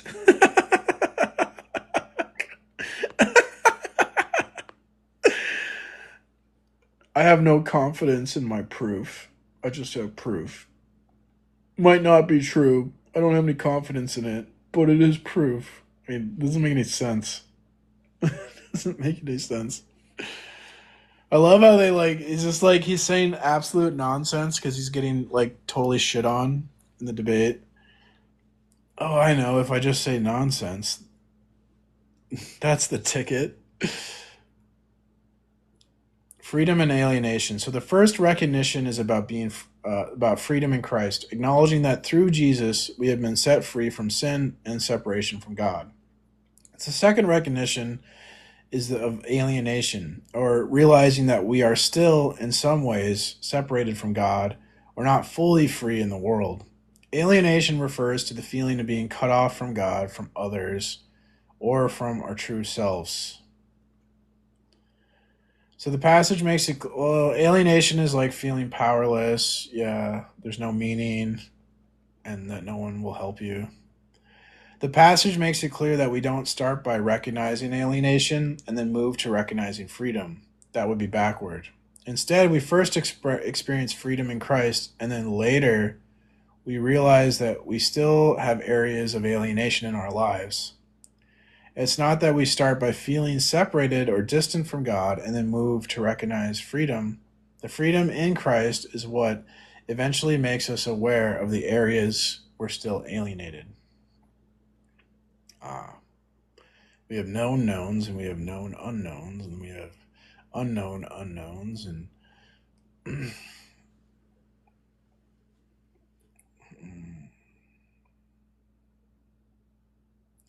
if we try to recognize alienation before we understand the freedom Christ gives us, we're not seeing things clearly. That would be false or incomplete. You can't start with the idea that you're alienated from God and then later realize you're free in Christ. The true understanding of alienation only comes after experiencing the freedom that Christ offers. Imagine you're in a dark room and you don't realize there's a door to get out. First, you have to find the door, freedom in Christ. And only then will you realize how dark and separated you were from the light. If you start by only focusing on how dark the room is, without realizing the door is there, it's a false understanding. The true freedom helps you understand the areas of alienation, where you're still separated from God and not fully free.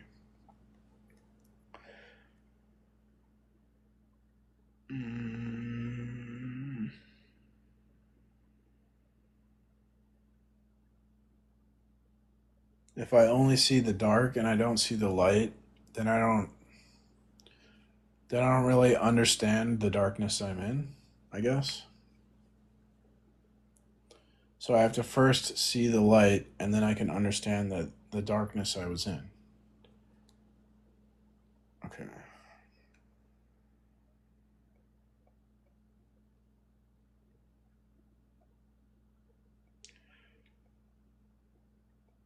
Only as I know my true freedom can I discover to what degree I am really alienated. Only as I have the measure which is the freedom of Christ himself can I discover the depth of human bondage. Moreover, this discovery is not just negative. This recognition is not just a discovery of the fact of my alienation, which convinces me of my unfreedom. It is the first act of my new freedom acquired in Christ. So when we discover the depth of our slavery to sin, that's the first act of our new freedom in Christ. The first step is admitting you have a problem.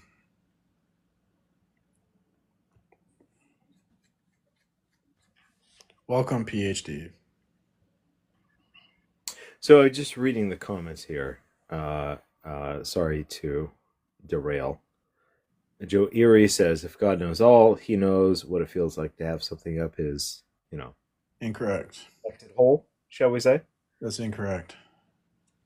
God doesn't... yeah, go ahead. God doesn't experience sin. Oh, that's interesting, because I would expect, I don't know, if we think about the omnis, like you would think that would be omni-experiential. But you're saying no, under your view. No. Because why? Because it's a contradiction. No, but you use that word and you can't really show. That's not what I came on here to talk about. Sin is being separated from God. Can God experience being separated from God? Okay, no, that's good. That's an actual contradiction, right? That's a P and not P. Yeah. But like you're saying that, the feeling or the qualia of XYZ, whatever it is, as long as that's categorized as sin, then God cannot have that qualia. Yeah. Okay. Okay. I mean, that sounds really weird, right? No, it doesn't. You don't think it sounds weird at all? No. I mean, I'm willing to grant that maybe my intuition. No, it's weird is saying there's no God. That's weird. That doesn't make any damn sense. All right, let's move it forward, right? Uh-huh. So, just spoke with Darth a little bit ago, and he kind of crashed out because I was asking him about some philosophic concepts. He did not crash out, dude. Stop lying. Oh, he does. He does that. He does that where he mutes and drops people down. He's on like a live. Because you were bullshitting him. Just be honest. Me? You were bullshitting. You saw it or no? I don't have to see it. I've seen Darth operate. I know, but you've not seen me and Darth. Darth does not crash out. So what you're doing is you're bearing false witness. You're Yes, Darth does not crash out. Okay. Well, what I was gonna say, I mean, we can maybe rephrase it to make you happy, for Daddy Darth, is that Darth was basically saying that there's a difference. This is what I wanted to get to. You have proof or evidence for atheism? Say again? Do you have evidence for atheism? Yeah. What's that? Oh, so you don't want me to talk about what I was talking about before? Jesus Christ. What? Make a Oh my point. God, dude. That was... You better apologize for that, man. You're a horrible person. You're an embarrassment to humanity. I am? You're an embarrassment to the human race. You should be ashamed of yourself. Okay. Okay, can you make a point or something? Yeah. Yeah, what I was going to ask is, there is certainty and there is knowledge. How would you cash those terms out, on your view? I wouldn't. Is that all you have? Yeah. You want to make an argument or something? Are you scared to do so? Because I don't. I'm not into the analytic philosophy, so I'm not interested in defining terms. Not interested. Okay. You have an argument or something? What I'm asking you is, I mean, I can give an argument and we can entertain the audience here, but what I'm asking you is, like, how do you define those terms, and then how would you use them? That's it. Oh yeah, I'm not. I'm not going to do it. I don't define terms. No. Okay. Yeah. And you think that I'm the one that's an embarrassment? Yes. Okay. Dude, your vibe, I love this whole thing. So, okay, let's talk about an argument, right? Mm-hmm. Yeah. Premise 1. Disembodied mind do not exist. How do you know that? Well, this is induction. Induction. Mm-hmm. How can you use induction if you're not a Christian? No, you want to go there, right? But you can't really justify that. That's the whole thing. Then you lost. That's the whole thing with, like, knowledge and certainty. Because what you're doing is you're trying to borrow from the naturalistic, atheistic worldview. No. That worldview is broken. Oh, where's the breaker? If naturalism was true, knowledge would be impossible. Okay. Oh, I love it. Okay. Hold on. If naturalism were true, so if P, then X, which X means knowledge is impossible. What does knowledge mean? So this is part of what I was talking about earlier. Belief state with the justificatory path to a state of affairs. So is there certainty involved there? Is there certainty involved there? Mm-hmm. I don't know. You don't know? No. I don't know. What does certainty have to do with anything? Well, I see it being smuggled in. You know what I mean? No. I don't see what certainty has to, what does certainty have to do with the price of tea in China? Well, if I have knowledge, am I certain of that knowledge? If you have knowledge, are you certain of that knowledge? Yeah. You would have... I don't know. You don't know? No. Man. P. Mars, come on, man. You know what I'm saying. No. You don't? No. Okay, well, let me put it in a different way here. So, whoop. You back? Yeah. Cool. You at home? Yeah. Are you still single, or do you have somebody else in your life? Are you? Mm-hmm. You know, I saw the post there. I think it was of your kitchen. That's how I was like, oh my god, this guy's single, because there's stuff on the top shelves. Yeah. Do you know? Yeah. Mm-hmm.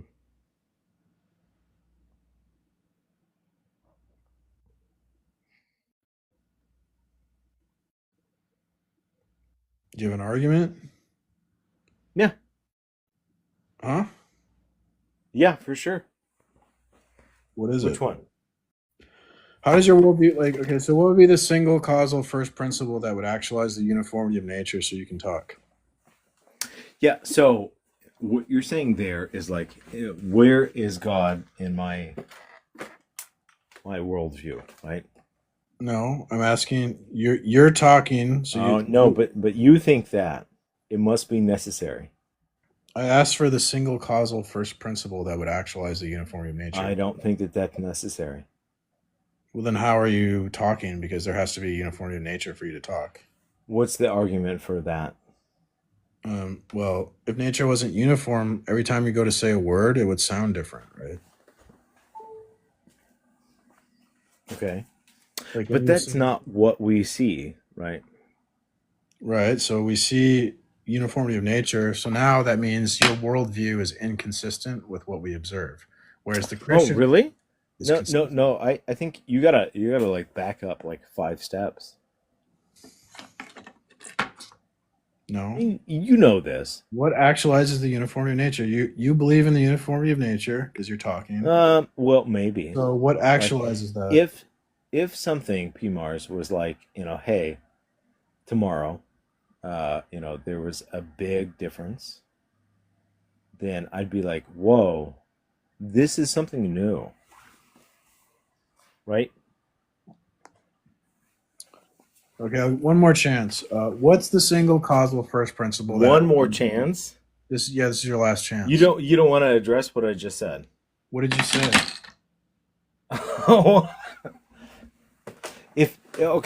If I saw something new happen, what would my response be? My response would be, wow, that's cool, that's new.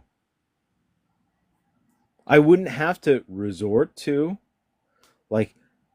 faith. I wouldn't have to resort to saying, hey, how do I fit this into what's You're going not on? answering my question. What's the single unifying, or what's the I don't think that there is. I don't think that there's a good argument for believing there is a singular, thing that ties everything together. It's like you're saying over here. Well, the problem is, correct me if I'm wrong, man. The problem is if that's the case, now everything in your system is loose and disjointed, and nothing connects. Why? Because if nothing ties together to a unifying do you know what mirological nihilism is? I do, and that would make knowledge impossible.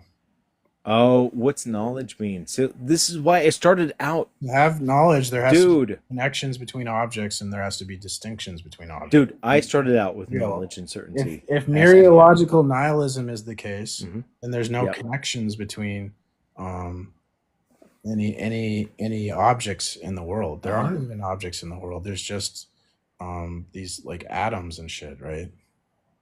Whoa, what? I mean, who cares? But then what is an atom? An atom is a type of unity. So you're importing some sort of like nihilism on your own side. Okay, I'm tired of you. Does that make sense? No. You're tired of me? Okay. All right. Never come back. Welcome. I'm back. You are. Okay. So you keep asking the uniformity of nature, and the uniformity of nature comes from how the universe came to be and how the earth came to be. That's losing the debate. That's being arbitrary. No, listen to me, girl. Arbitrary. Yes, that's losing the debate. Let me speak. Thanks for losing I'm not done. No, if you're gonna talk, make fucking sense. I'm not gonna let you come up here and be a nonsense person. Okay. Like that, did you hear the last guest and all the nonsense he said? Like, God, I can only suffer so much nonsense. Have some mercy on me. Jeez. You have proof. Give me the fucking proof. What's the proof? We know there's proof because of, say, how particles stay in their forms like the uniformity of particles is Begging the because intermolecular forces create covalent bonds and equilibriums, and it basically creates walls around these things, and the particles inside of them bounce between each other to make solids, and then with gases they bounce just freely. Not answering that's not an answer to the question. Yes, it is. That's proof. Begging the question. That's not proof. That's begging the question. That's being arbitrary. Welcome. Hi. Hello. Can I ask a question? Yes. What is, I actually don't disagree with like a couple of the claims, but what is like, why do you say that Christianity is objectively proven? Well, actually, let me just say this. I will concede to like the necessity of a higher power, like God has to exist because of the way the universe is formed. But how do you know it's Christianity? We know it's Christianity because only Christianity posits. I don't know how to. This gets like philosophical. I don't know how to like simply explain this. I can hang. Don't worry. Think of like a jigsaw puzzle. The universe is kind of like a jigsaw puzzle because we have like there's parts to the universe. Like the jigsaw puzzle has pieces, but all the pieces in the universe connect or interconnected to form a big picture. Like the jigsaw puzzle. When you put all the pieces of the jigsaw puzzle, it forms a big picture. Yes. So that means that the designer of the universe has to have these qualities where like it has to have one big picture, which is like a unity, but it also has to have pieces, like a plurality. Yeah, totally. I would say like non-duality is kind of what you're getting at. No, No? Okay, sorry, keep explaining. like in Hinduism, they say ultimately everything is just one thing, Brahman. Mm-hmm. But if ultimately in reality everything is one thing, that means you and me are the same, and like the differences that we see are not real. Well, I think that's kind of like, I mean, it's already a paradox to have unity and plurality, right? That's like kind of what gets at the divine aspect of it. It's like God is one, but at the same time, he expresses it in infinite ways. You know what I'm saying?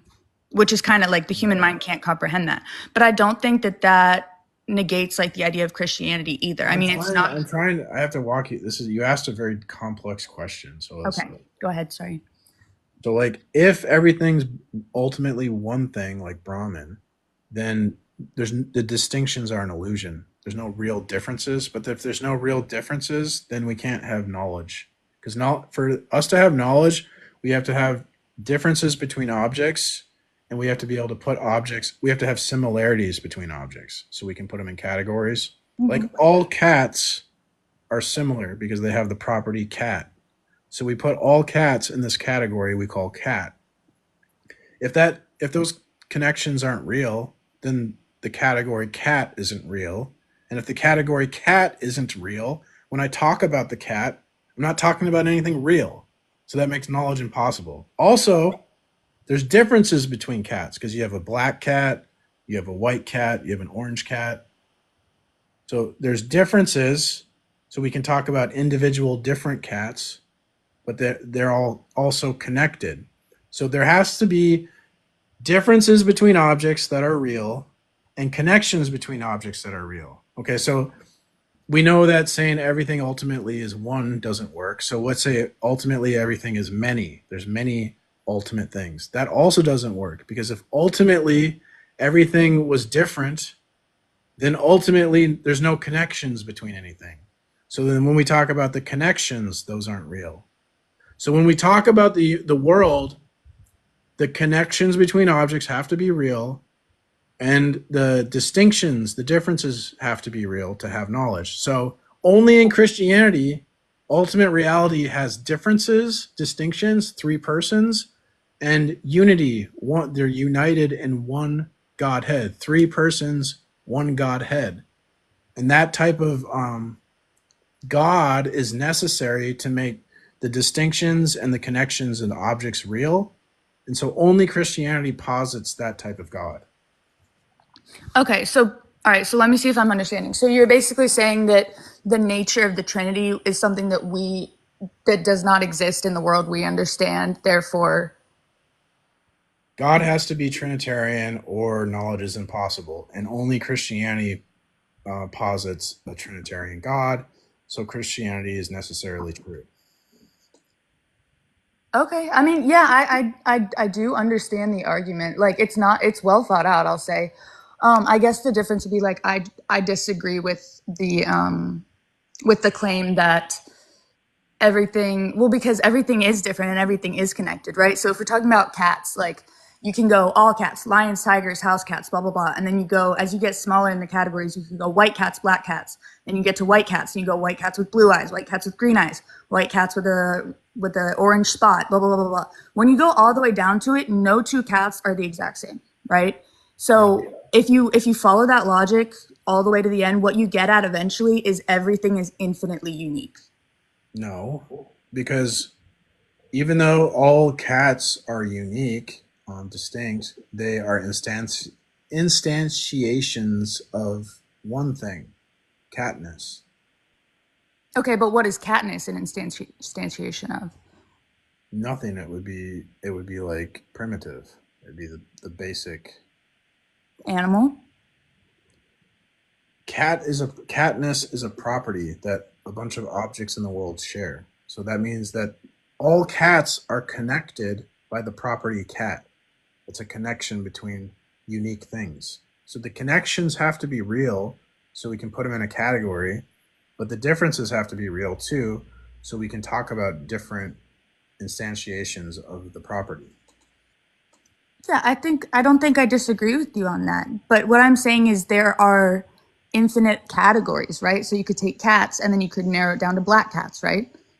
Would you disagree with that? I don't think there's infinite categories. I mean, there might not be infinite categories in the sense that we find like usable or helpful to distinguish between. You know what I'm saying? Actually, I mean, I guess you're right. Yeah, there would be infinite categories. Right. So I think that expression, the way that every single particle in the universe makes something unique, plus the fact that, like, I think we agree that God is one. That's kind of non-duality, right? What? No, God is 3 in 1. Okay, sure. But that's also one. Well, it's not. It's one and many. If God is just one, that's a big problem. If God is many, that's a big problem. So God has to be one and many. It has to be both. I agree. I think God is one and God is infinite. Well, if you agree God is one and many, then you should be a Christian because that's Christianity. Well, I think the Trinity is, I guess, where we disagree. Like, I would definitely agree that the expression, like, I get what you were saying about the Christianity positing the Trinity, and that makes it unique. I agree. That's not a bad argument. What I think, though, is that I don't see that. I don't necessarily believe in the divinity of Christ. I don't reject it. I just, like, I think we can't know for sure. Okay, but then that leads to a contradiction. Now you don't know anything. Well, I think you can know just because of observable information about the universe, like we were talking about the infinite categories and stuff like that. Everything is infinitely unique. And I agree with you that nothing can be created without a creator. Like the uniformity in nature that you were talking about earlier, I see that as evidence of a divine. Well, yeah, it is. But the problem is if you reject Christ, then you wouldn't be able to understand the universe. So it's like a contradiction to think that you can understand the universe and that you can also deny what Christ says about himself. Why? Because the things Christ says about himself are like necessary to understand the world. So if you act like you can understand the world, but you deny the thing that's necessary to understand the world. Okay, so why is Christ necessary to understand the world? Well, I kind of just walked you through it, the one and the many thing. Right, but I don't understand the difference between the Trinity. Like I said, the Trinity, say I did believe in the Trinity. That's definitely an example of the one and many. Exactly. But I don't see why the universe itself and all its many different expressions of reality is not evidence of one and many. Well, it is uni, one, verse, many. So the universe is a one and many. But so it needs a designer that's one and many. So if the designer of the universe is just one, then it doesn't explain the many. If the designer of the universe is many, then it doesn't explain the one. So you need the designer to be one and many. I think okay, so I get what you're saying. I think our ultimate where we disagree is that you see the universe as separate from God and I don't. I believe God exists everywhere and everything. Then I guess we're not gonna come to an agreement on that. But I think this was a good discussion for me and I respect your argument. So Okay. Well, thanks for coming. okay, thanks for having me. All right. I wish you well. And I will pray for you because you're on your way to hell.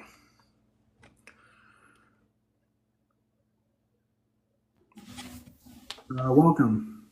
Hello. I think you believe in the uniformity of nature. Yeah, everyone does.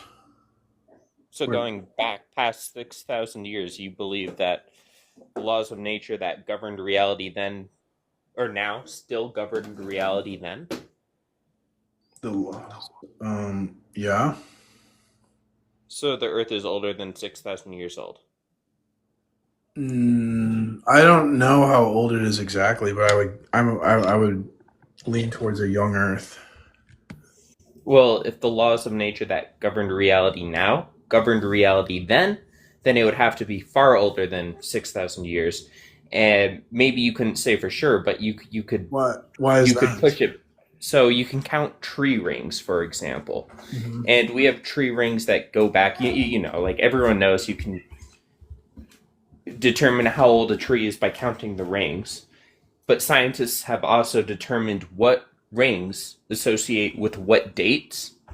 So, like, you know, maybe in like the year 1842, there was a really bad winter, short summer, and they know what that ring looks like, and they can do this to look back literally tens of thousands of years. Yeah. You can look at rocks, point back millions of years. You can look at ice cores that date back, I don't know, hundreds of thousands of years. Okay. I think there's problems with a lot of those dating methods, though. So let's start with the tree one, because that's just like the easiest one to understand. It's called dendrochronology if you're looking it up. Yeah, I'm Googling what the oldest tree is.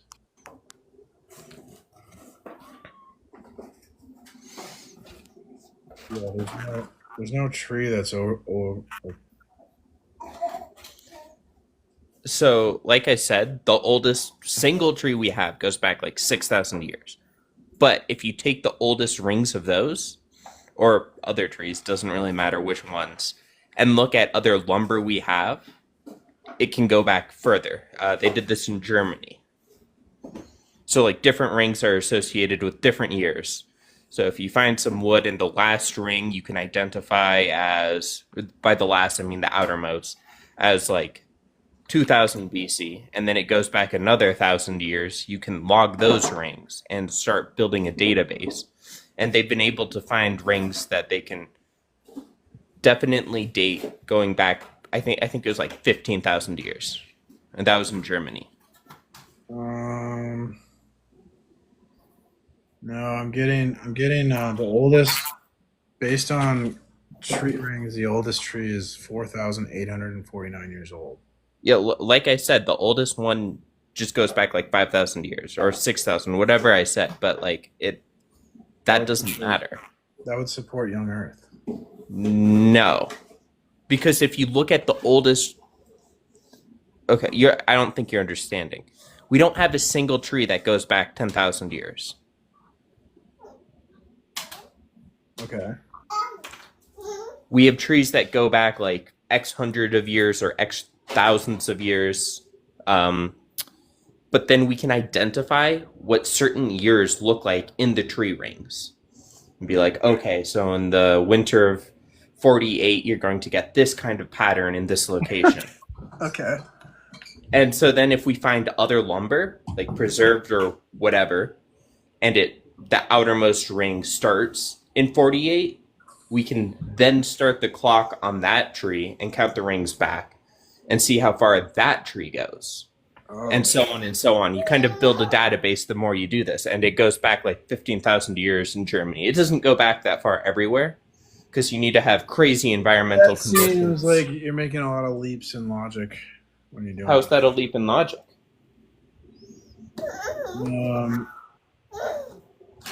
I don't think there's any way to tell. Like, seems like you're assuming like, oh well, this tree ring looks like this year, so we're gonna start the dating this year. I mean, like, how do you? I don't know. I can't do that. You can't do that, but scientists can do that with almost perfect accuracy. Yeah, I don't believe that. So you've just turned science into a religion. It sounds like. It's no. It needs to be in a certain location. So in this case, Germany, because the tree rings are going to look different from location to location. They can verify this by testing with known trees. Like if you show a scientist a tree that just died and you show him a random ring from it, he should be able to tell you what year that ring is from, and that's what they are able to do. So why should that be any different for a tree that died at an unknown date?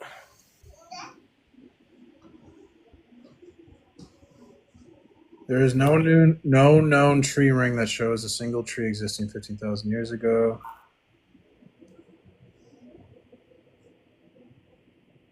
Where are you getting that? The tree existed 15,000 years ago, but like it didn't live for that long.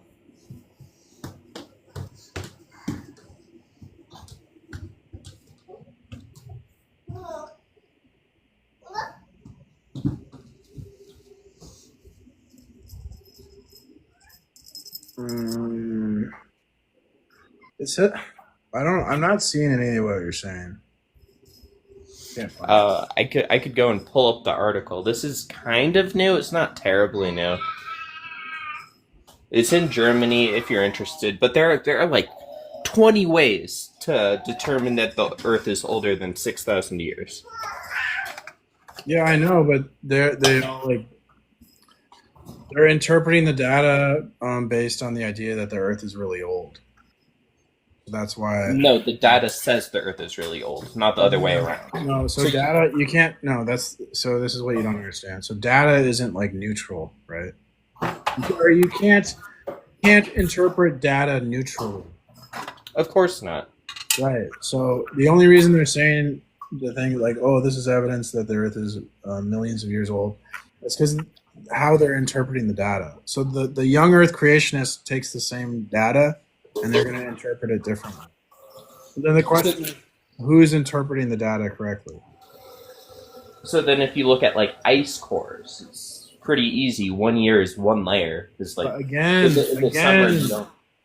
data, right? So the creationist is going to look at an ice core and he's going to interpret it differently. You tell me who is distorting the data. The person that counts the number of layers and say, oh, we have data going back this many years, or the person that says, oh, no, we can only count the last 6,000 and the laws of nature were different before that. You tell me who is distorting the data. I'm not saying it's being distorted. I'm saying, so science gives us data, but science doesn't tell us how to interpret data. That's where like prejudicial conjecture comes in. Where's the prejudice in determining the age of the Earth through counting ice layers? Because they're using technology. They're not just going strictly on data. They're going on beliefs. Other background beliefs shape how they interpret data. So if those background beliefs to interpret the data are in error, then they're going to get incorrect interpretations of data. So then the question is, who's interpreting the data correctly? How do you know the old Earth scientist is interpreting it correctly and not the young Earth scientist? I don't know. That's crazy. We're not going to see eye to eye. When you kick me, can you use a cool sound effect, please? Okay. Thank you. Appreciate it. Finish him. Fatality. Flawless victory. All too easy. Socrates. I actually have a cosplay of Socrates. Hello. I cosplayed Socrates. You cosplay Socrates? I did. Yeah. Did you wear a toga? Yeah. I wonder if I can probably get the picture. So what would you like to say? So number 1 says Christianity is objectively proven. Correct. So I was just trying to see the argument, and from what I gather from your conversation with other people, I think this is the argument. I see uniformity in nature now, therefore there must be a God that started the uniformity of nature. Is that right?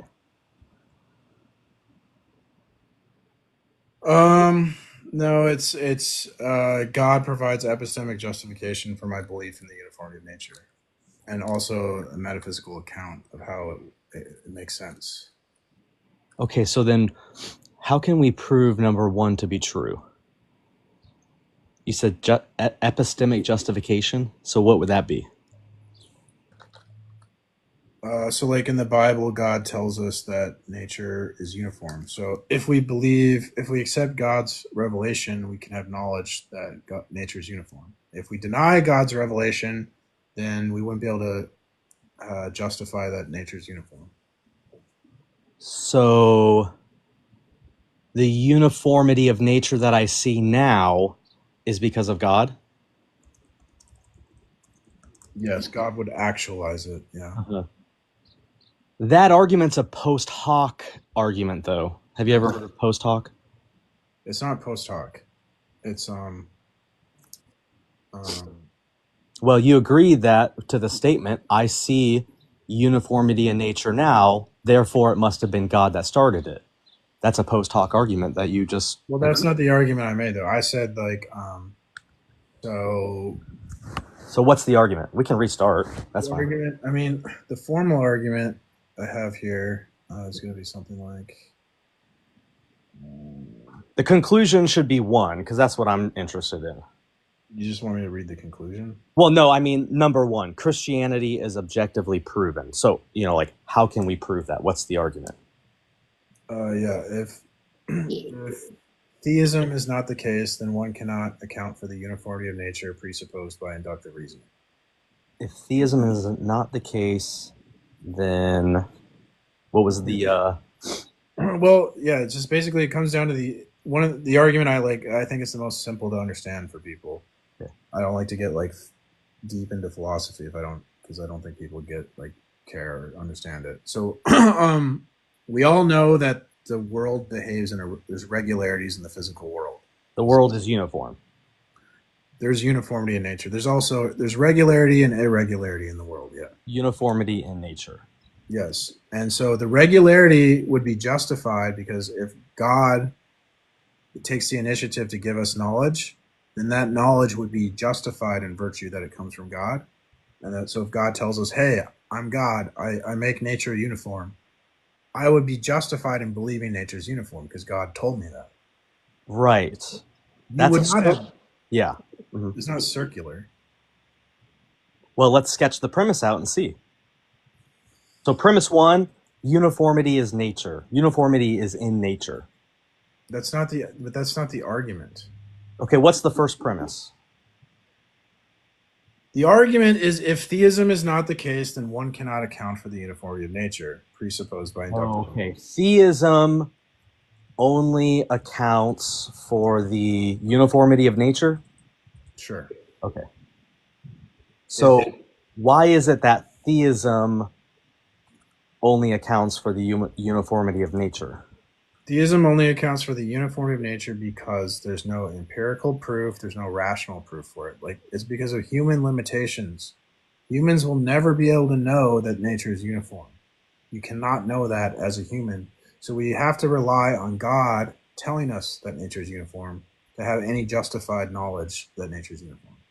So theism only accounts for the uniformity of nature because theism only accounts for the uniformity of nature? That's circular.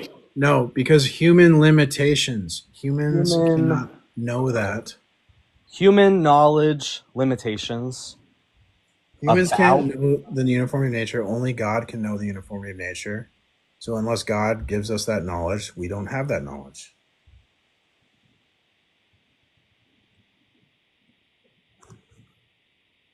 How could we not know about the uniformity of nature then if Because God just instills it? So the uniformity of because nature I'm is talking only, about epistemic justification. So there'd be no empirical proof or rational proof that nature is uniform.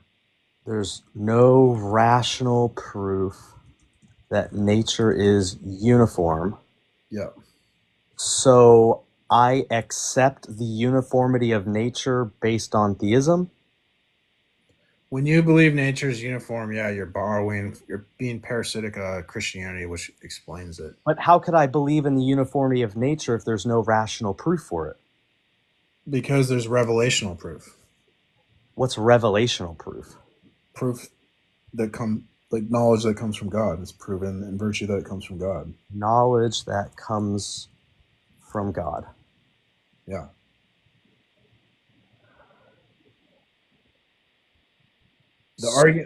I'm arguing that because humans are limited, science, and if all we had was science and logic, we couldn't know anything. So we need revelation from God to reveal knowledge to us. Okay. To provide Okay. know things. So then, how can I make the claim that God exists? That's a true statement, right? Uh-huh. So how do I make the claim that God exists? Because the uniformity of nature would rest on that. God revealed himself. God revealed himself. Yep. Well, that's certainly not a philosophical argument. Okay, you're an environment of revelation or not, right? If you're not an environment of revelation, then inductive reasoning is unwarranted. Uh-huh. Inductive reasoning is warranted, therefore you're in an environment of revelation. Uh-huh. Uh-huh. That's a circular argument. Where's the circularity? The circularity is on the question, how do I know that God exists? Okay, are you an R word? Oh, insults? Yes, because that's not... That argument was not circular, right? It's a disjunct. You're an environment of revelation or not. So I'm not. If you're not in an environment of revelation, then inductive reasoning is not warranted. And it's not warranted. I accept Inductive reasoning is warranted, therefore. And why is it warranted? You're going to deny inductive reasoning? Sure.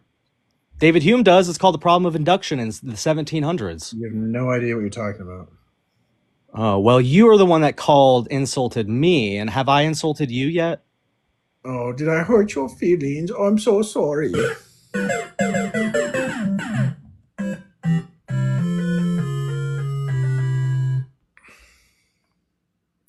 I didn't mean to add this guy. Well, you can if you want. Well, you said there was that the Earth is young, but there's proof that the Earth is at least above 4 billion years old.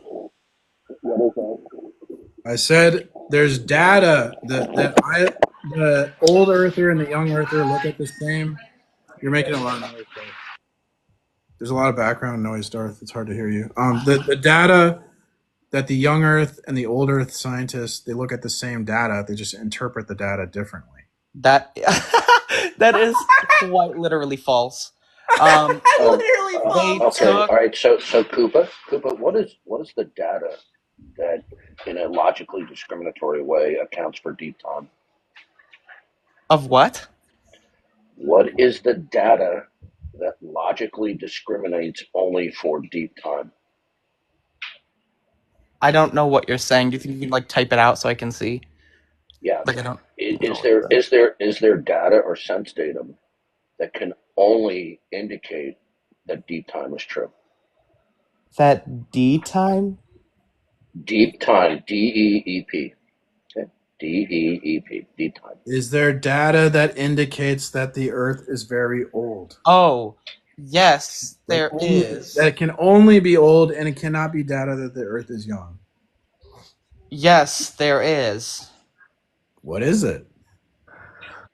First of all, carbon-14 dating. They found the life of the things that were once living. They found how old they were, and then two. Yeah, you don't know what you're talking about. Okay, so radiometric isotope. Be quiet. I'm talking. No, I'm a moderator here. I am talking though. Let me Okay. continue my point because I was All right. not done. Okay, you have less than 60 seconds. Go. And radiometric dating because they went and got rocks from the moon, came back and dated that the rocks from the moon were above 4 point something billion years old, and they know the moon came from the Earth, and they have that proof because of its orbit. It's regular for the scenario, and that the isotopic composition of the moon is similar You to don't look. how. You're just regurgitating stuff that you heard. Okay, so is No, I am radiometric? not. This is literal like evidence. I'm not Okay, regurgitating okay, stuff that I'm hearing Koopa, off of propaganda. There are literally been studies for Koopa, this. Koopa. From here on out, if you don't conduct yourself like an adult, I'm going to kick you without further warning. Okay? There's no way. Dude, if I bring proof, you're just gonna sit here and Okay, deny it and then pick me? Koopa. I gave you my warning. I won't repeat the warning again. Koopa, how old are you? I'm 18. Okay, I'm 63. I know a little bit more about science than you do. Okay? Right. Now, Koopa, is radiometric isotope dating methodologies. Can you tell me? Why are you in a hurricane? No, it's a truck just passing by. I'm outside. Can you tell me one other methodology other than carbon dating in radiometric isotope dating? What other methodologies do they use?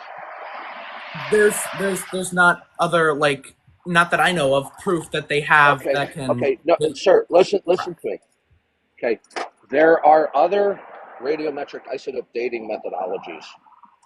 Okay, is carbon dating generic or specific? It is pretty specific to things that have once lived. Okay, so then what methodology are you going to use to date a rock? Radiometric dating. Good. Can you name? Hold on a second. Oh, okay.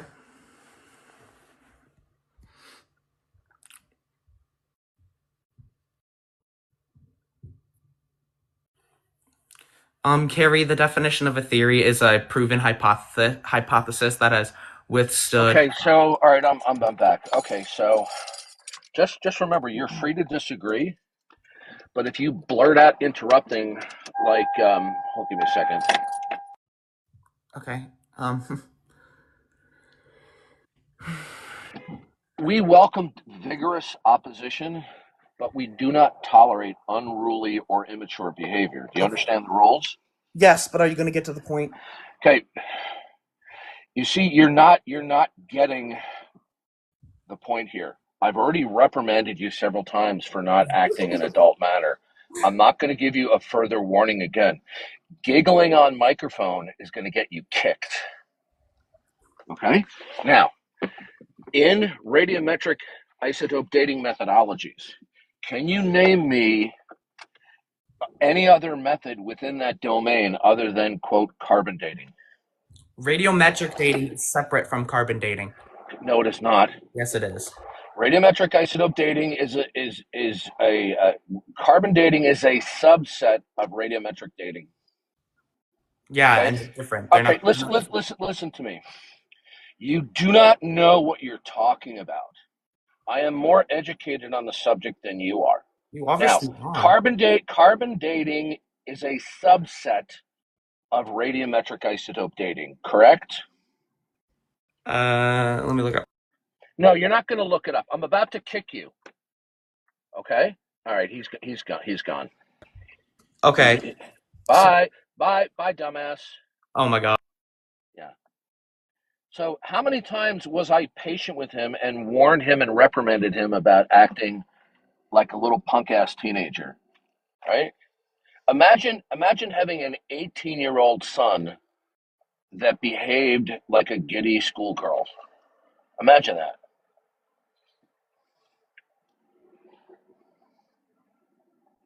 These people are so brainwashed. They haven't been exposed to robust criticisms of the dating methodologies, and they think that these dating methodologies are the holy grail. They think that they're sacrosanct, that they're beyond question. Totally uneducated. No, you're not coming back up, Koopa. He keeps requesting. You see, my big beef with you, it wasn't your ignorance and I your saw lack that of in church. education. Yeah.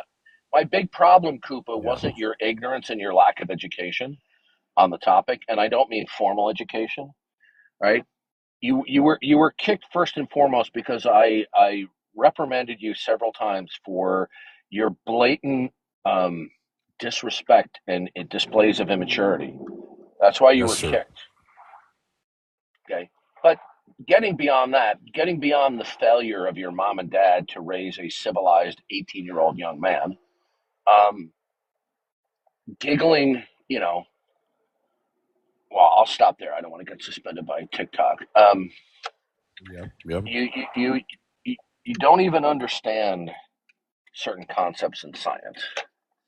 Okay, so what they don't realize is radiometric isotope dating has to presuppose that deep time is true first, with an a priori commitment to the falsity of a young fiat creation. You have to presuppose that in order to extrapolate backwards based upon the half-life decay.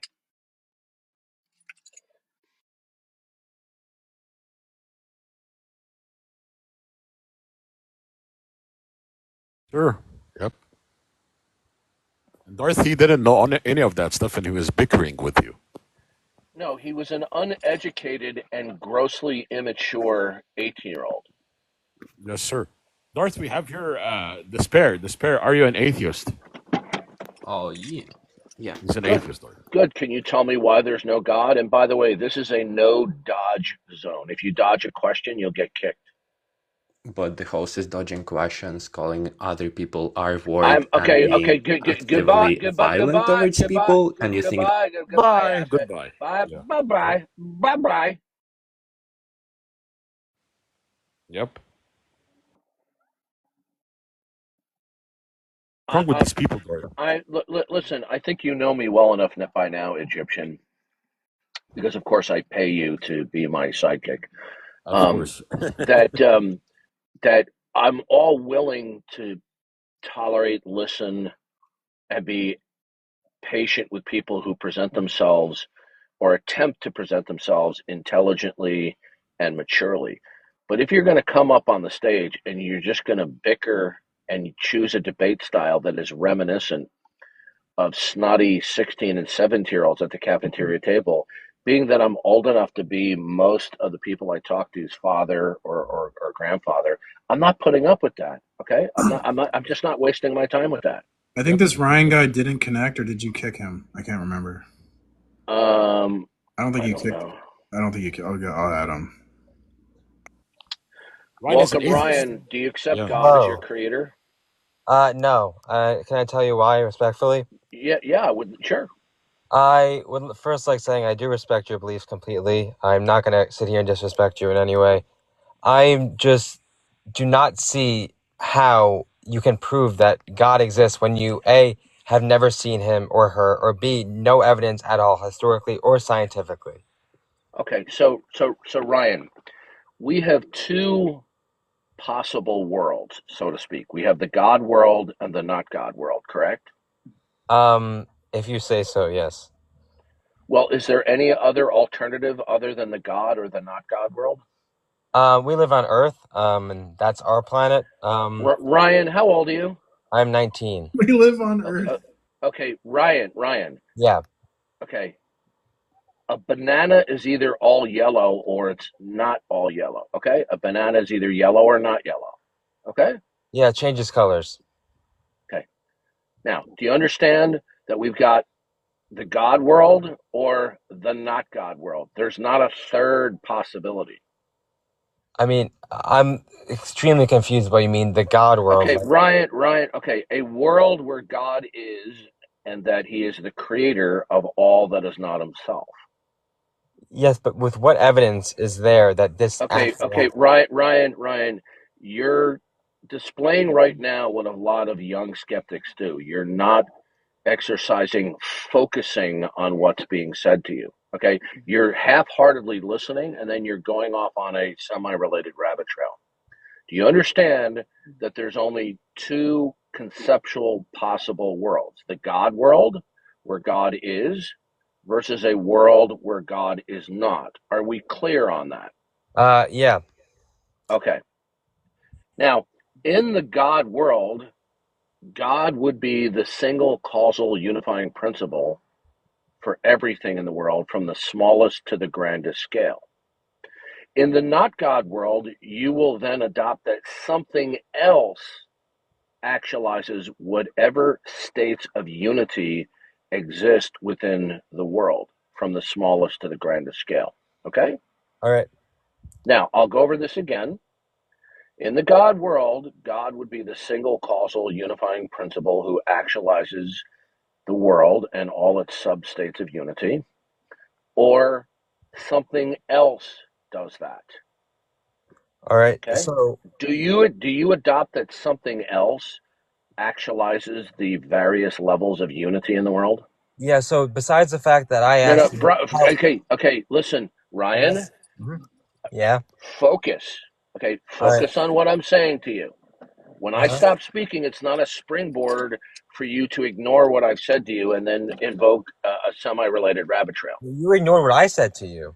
Okay. Hey, Ryan. 19 going on 13. Bye. All right. Okay. You're not answering, right? Yeah. Okay. So you see, we're dealing with people that are today. Parents are raising young teenage males that are grossly immature, and they're probably not even fit for boot camp. Yeah. Darth, I'm very worried about the next generation that's going to go sign up for the U.S. military. How are they going to be, right? Yeah. Well, it's not. It's All right, guys. I'll be back. the parents aren't even really raising the kids. The kids are being raised by like the school system and pop music stars and Hollywood actors. Welcome, Toltix. Hi. Toltec. Hello. What would you like to say? Christianity is objectively not proven. Atheism can be completely rational, and there's no doubt in my mind that slavery was in ancient Israel. Everything you said was wrong. Go ahead, please. Do you have like an Everything I said argument? was wrong? What? Yeah, how Christianity is not objectively proven. Okay, but the transcendental argument for God would objectively prove Christianity.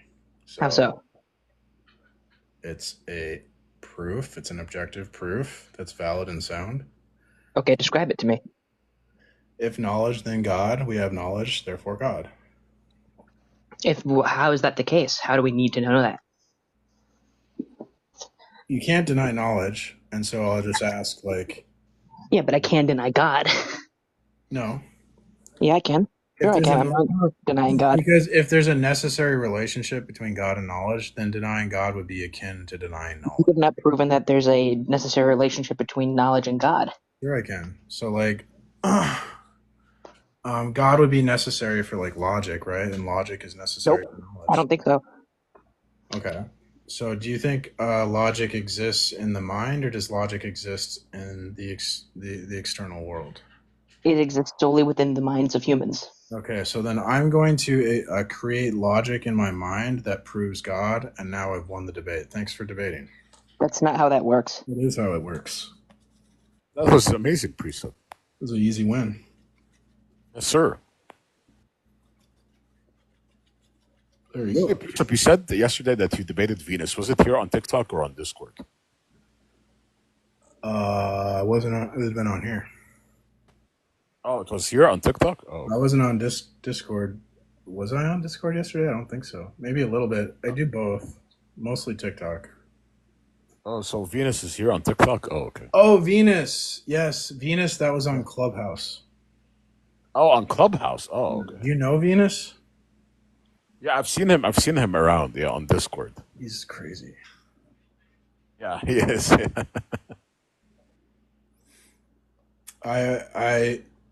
He was trying to do an internal critique on Christianity, and I said, well, to even do an internal critique, you're going to have to assume some logical principle, which means there's like going to be logical consistency. And then he tried to deny that there was logical consistency. So I go, okay, well, if you're going to concede, just like that last guy, I was like, well, if you're going to concede logical consistency, then I'm just going to say God exists because God exists. Thanks for debating. See you later. See, wait, what did he want to critique Christianity on? Like, what? I don't know, because he's an atheist. You Oh, want to okay, like. yeah. He was trying to critique my argument, I think. So arguments? Yeah. Yeah.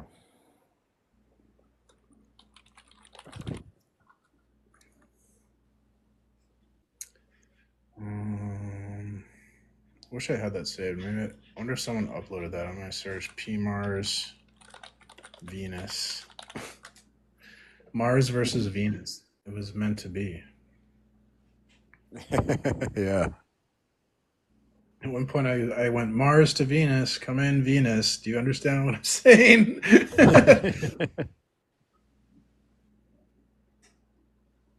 The Russians were actually obsessed with Venus. They were trying to colonize Venus. They were going to build like a city in the really? clouds. Yeah. Oh, wow. There's actually like if you could build a city in the atmosphere, you could actually live in the atmosphere of Venus because the temperature would be like around 32 degrees Celsius. Wow. Oh, yeah, so that can be done. Like Cloud City in Star Wars. How about like Mars? Mars is impossible, right? Like Mars, no, Mars you could live on. Mars doesn't have a magnetic shield. Okay. There was a flaw in your argument that you kicked me before I could describe. Why'd you do that? Because you said that logic is just something that humans invent in their minds. And if that's the case, then I can just invent logic to prove God and then I win the debate. So you lost the debate. That's why I kicked That's not what happened, though, because I said it was an individual thing.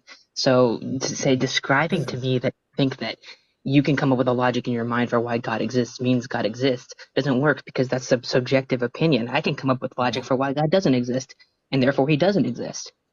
That's the point. Like, so if logic is something we just invent in our minds, then we can't debate. So your position makes it impossible to debate. So you lost the debate. That's not how that works, because then That's you've how lost it the works. debate. Logic isn't individual. Logic is Yes, it is. universal. Sure it is. Sure it is. It's an individual Then experience. you based can't. upon, The entailment is that you can't debate. Then. But you can. Sure you can. Okay. Thanks for coming. You're denying reality. So. Yeah. Yeah, he is. Very offering good. any rebuttals, yeah. He just said, "Oh, but you think logic proves God, but my logic doesn't." Does he not understand the entailment there? If he can just create logic to say whatever, and I can create logic to say whatever, how are we debating? Because logic is what we use to see who is correct in the debate. So how can you debate if logic is just something you make up? Goof. It's yeah, you can't make it up, yeah. And then he's requesting again. Like, this guy is so crazy. Yeah, I'll explain it to you because it's really quite simple. It's not. You just push your argument. I don't need Toltecs. I don't need you to explain anything to me because you're an idiot. So your position leads to global skepticism. If we disagree, how do we determine who's correct in a disagreement? By measuring our logics against each other and seeing which one more can describe stimuli in the universe. You can't do that because you have your individual logic and I have my individual logic. There's no measurement. Yeah. There's no standard, dumbass. Sure there is. Sure there is. Oh, what an idiot. Holy shit. How dumb. Like, that is so dumb. Exactly. Yeah. That's like, is this a stupid competition? Is it every time he comes up, is he trying to outdo himself? Yeah, yeah, every time he outdoes himself in losing more and more IQ points. This is really frustrating. It's really frustrating. Name calling is such a telling a lack of facts or argument. I made an argument. If knowledge, then God. Knowledge, therefore God. That's the argument. deductive modus ponens argument. Yeah. If you ignore the argument, then the insults come. So this is the order of operations. First, we start with argument, then we move on to insults. If you ignore my argument, that's how it works. Logic must be supported by concrete and basically undeniable evidence. The guy has no idea what logic is. Yeah. No, the problem is they don't understand that stuff. Yeah. How do you have evidence without logic? Exactly.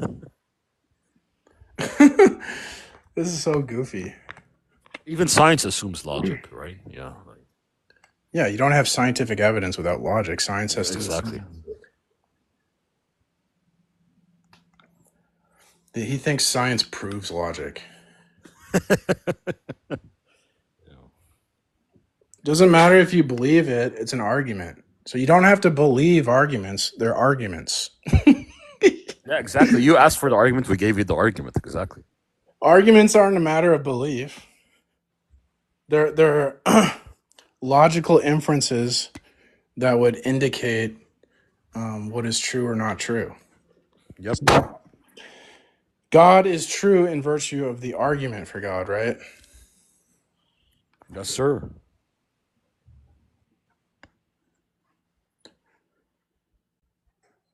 Logic is interpretation of data. Yeah, I don't think you understand trouble. Get to the Christian God, please. Which God? The triune God of the Bible, duh.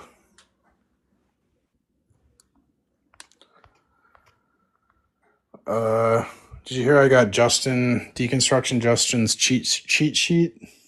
Oh, no, I didn't hear that. Yeah. Wow. I gave it to Darth. He's going to go through it. He's going to go through it, and he's going to have a counter argument to everything on this list. And then he's going to go on stage. He's going to destroy Justin. Yeah. Oh, man, this Justin guy. Yeah, Deconstruction Zone Justin is totally out of his mind. Absolutely. Logic is an innate survival instinct. Okay. Logic is a survival instinct. I wonder what would Plantica say about that? Yeah, he would be having a laugh with us. I've been live for like, what's that? Were you gonna say something? Sorry? Oh, I thought you were talking and I interrupted you. Oh, no, I wasn't. I was gonna say I've been live for like 4 hours, so I'm gonna make some lunch and take a shower. Okay. Get the stench of atheism off me. Yeah, exactly. We all need to get that stench off. It's nice out today. Yeah. All right. Well, have a good day, Egyptian, and you too. I wish you well, everyone. Wish you well.